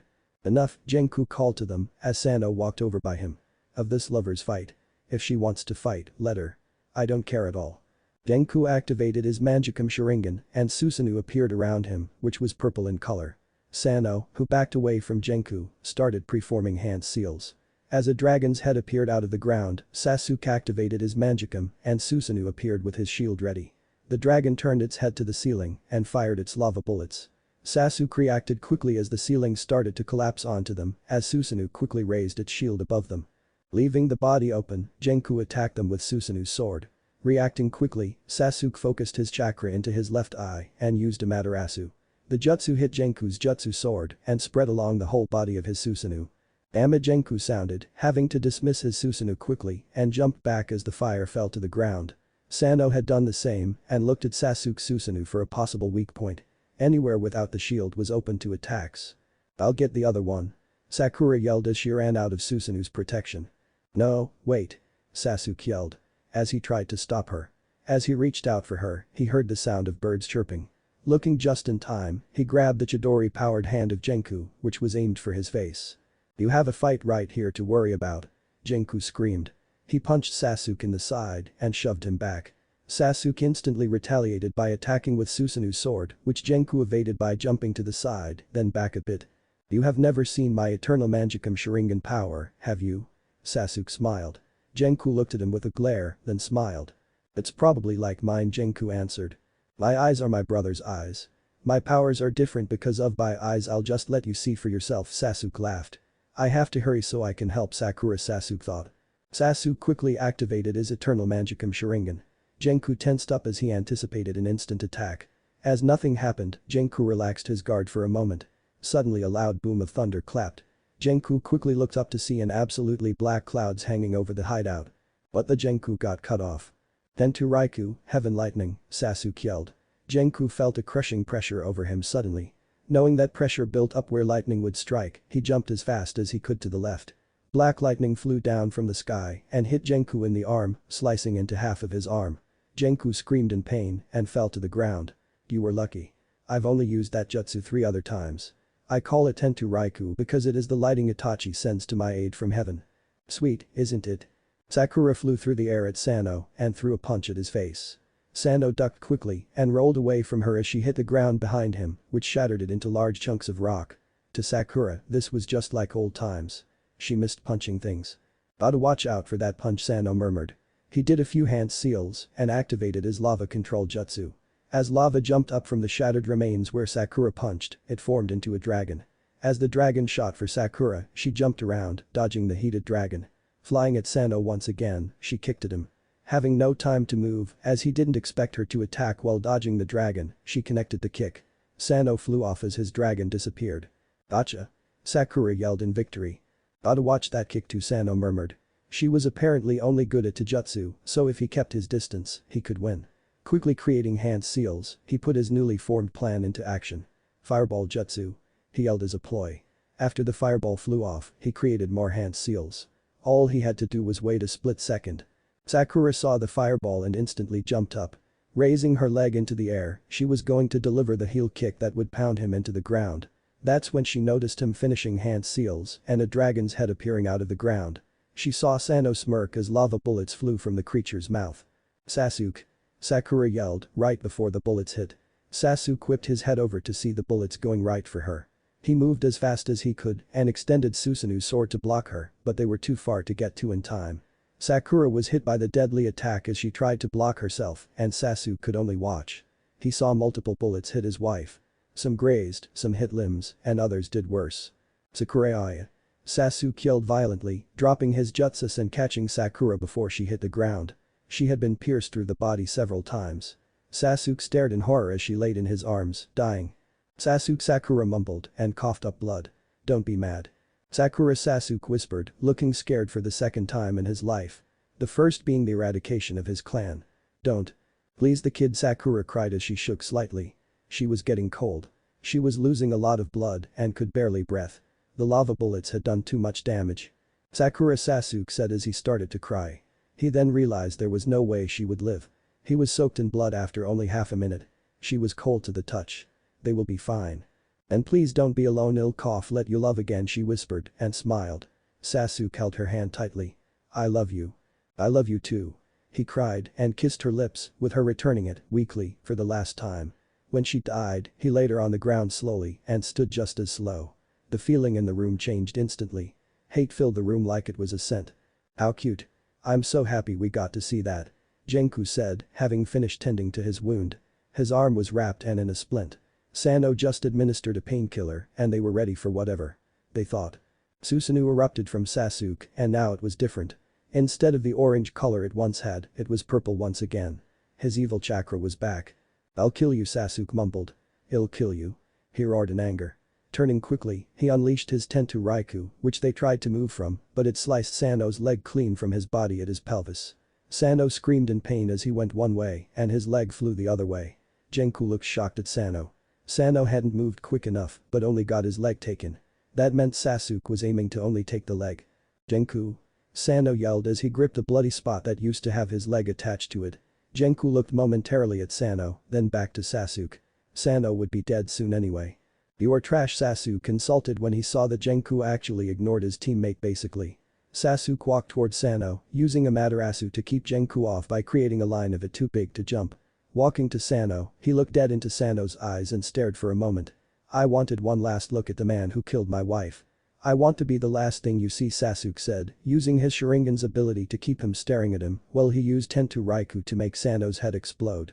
The last thing Sano saw was a slight smile appear on Sasuke's face. Sasuke's last image of Sano's face was the utter look of terror before lightning hit him. Sasuke instantly turned and killed the flames of Amaterasu using his Sharingan. Though it did exhaust some of his chakra, he wanted to deal with Sano by himself. With absolutely no interference. Now it was just Sasuke and Jenku. What Jenku thought he wanted all along. Now, he knew he couldn't win. Not even if he somehow used his eternal Manjikam Sharingan. "Sasuke." A voice yelled from the entrance to the room. Sasuke didn't bother to look over. He knew who was there. Jenku looked instantly, however, and that gave Sasuke a moment to start hand seals. Yet when Jenku looked in a sudden state of panic, Sasuke had to see. Naruto stood in the entrance to the room with the fox's chakra shroud covering him. At first, Sasuke thought it was an illusion, but he could feel the chakra radiating off of him. Naruto had the 9 tails. "Is that?" Jenku started in bewilderment. "The fox's shroud?" "Yeah," Sasuke said in return. He had to smile. There was absolutely no way Jenku could win now. "I thought I sensed something odd about the little girl," Jenku whispered as he stood. "I have no idea how you got that, but I obviously cannot win." "You're damn right. Now I'm gonna make you pay for taking Harumi," Naruto yelled. Sasuke looked over his shoulder to Sakura's lifeless body and decided he needed to deal with that. Naruto could fight if he wanted to. Sasuke just wanted, he didn't know what he wanted. To go home. "His friend killed Sakura," Sasuke murmured. A look of panic and terror flashed onto Naruto's face and he quickly looked around the room. He spotted her body quickly. Naruto hung his head down as his anger welled up inside of him in an instant and was about to explode. As Jenku stood and jumped to the wall, he blew a portion of it up, creating a nice escape route. "Wait." Naruto yelled and moved to stop him. "Naruto," Sasuke whispered just loud enough for Naruto to hear. Naruto looked over at him and instantly stopped. Tears fell down Sasuke's face. He shook as he sobbed. Though he was disobeying one of the key shinobi rules, he didn't care. "I just want to go." Naruto looked at Jenku, thinking how he could kill him quickly, but decided his friend needed him more. A lot more. "We will see each other again, I cannot wait," Jenku said, smiling. He then poofed away. Jenku was gone. Sasuke and Naruto both walked to Sakura's body and stood in silence, apart from Sasuke sobbing. As Naruto looked at Sakura's pale face, Sasuke knelt down and took her hand. "I'm so sorry," Naruto said, his voice full of pain. "Am I just meant to be unhappy?" Sasuke questioned. Naruto looked at him remorsefully, not knowing what to say to his lifelong friend. "Am I meant to always be mad at the world?" Naruto put a hand on his friend's shoulder. At first it was gentle, but then Naruto grabbed some of Sasuke's shirt and pulled Sasuke to his feet. Sasuke looked at his friend with surprise in his eyes. He looked even more shocked after Naruto hit Sasuke in the face. "Don't talk like that," Naruto yelled. "Sakura wouldn't want you to hate the world. She never wanted you to be unhappy. You have 2 kids you have to take care of and they need a father now more than ever." Naruto screamed at his friend, who looked emotionless the whole time. "I'm sorry this happened, but you have things that need to be taken care of right now." "Naruto, can we bury her here now?" Sasuke asked. Naruto looked shocked at the question. He looked to Sakura and nodded. "She died in Uchiha and deserves a Uchiha burial." "Alright," Naruto said and had Sasuke lead the way.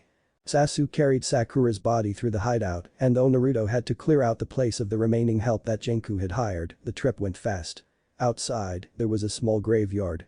Sasuke picked an empty area and laid her body down. Getting down on the ground, Sasuke started to dig into the ground with his bare hands. Though he could have used jutsu to do it, he wanted to do it like this. "Hold on, Sasuke, I'll be back," Naruto whispered and disappeared.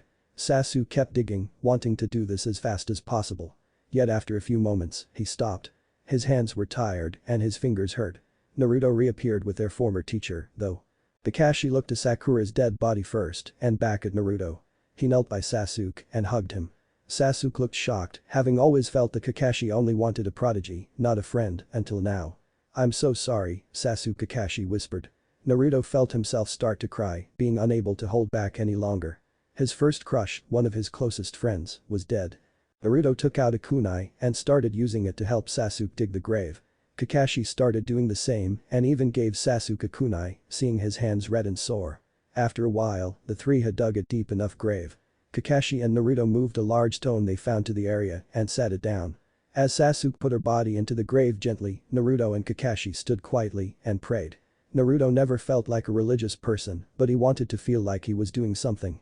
As Naruto and Kakashi pushed the dirt back, allowing Sasuke to throw the first handful in, Sasuke engraved on the stone. Standing over the grave, the three stood in silence and looked at the stone. Kakashi looked at the two and decided to be the first to speak. Sasuke probably wanted a moment to himself later. "You were the smartest students I've ever had. I'm happy I was able to be your teacher and I hope you watch over us in the afterlife," Kakashi said and put one hand to his mask and the other to his headband. He pulled both off and stood before them. "I'm sorry you never saw my real face while you were alive. I know you wanted to so bad. I promise not to hide myself from people so much anymore, though I'm glad you were one of my first students and I'm sorry I wasn't the best teacher." By now, both Naruto and Sasuke were sobbing, not even caring to stare at Kakashi's face like they had wanted to at one point. All they could think of was how much this sucked. As Naruto started to speak, Kakashi started to cry. "I will never regret helping you so much over the years. It meant so much to me that you would ask for my help and I will always cherish the time we shared, Temari, and I will help with your kids. We both know Sasuke will train them too early, otherwise I'll miss you," Naruto whispered, his voice cracking with emotion. As he stepped back, Kakashi grabbed Naruto's shoulder and motioned that they should move away. After they were gone, Sasuke knelt to the ground and began to cry loudly. Naruto and Kakashi couldn't look at each other with the fear of doing the same, or more so than they already were. "I won't let my hate consume me. I'll avenge your death more than I already have, but I know the kids come first. They are going to miss you so much and I'm so sorry I left years ago. I'll always regret leaving and not spending as much time with you as possible. God, I'm sorry," Sasuke sobbed as he talked. He couldn't believe this was happening. "I'll visit you here every week and be buried here next to you when I die. I'll do whatever I can in your memory. I love you so much, Sakura," Sasuke cried. Unable to think of anything else to say right now, he stood slowly. After a few minutes of looking at her grave, he walked back to the remains of Team 7. He walked to them and unlike his usual self, he hugged them both, shocking them and making them feel like he would accept their help.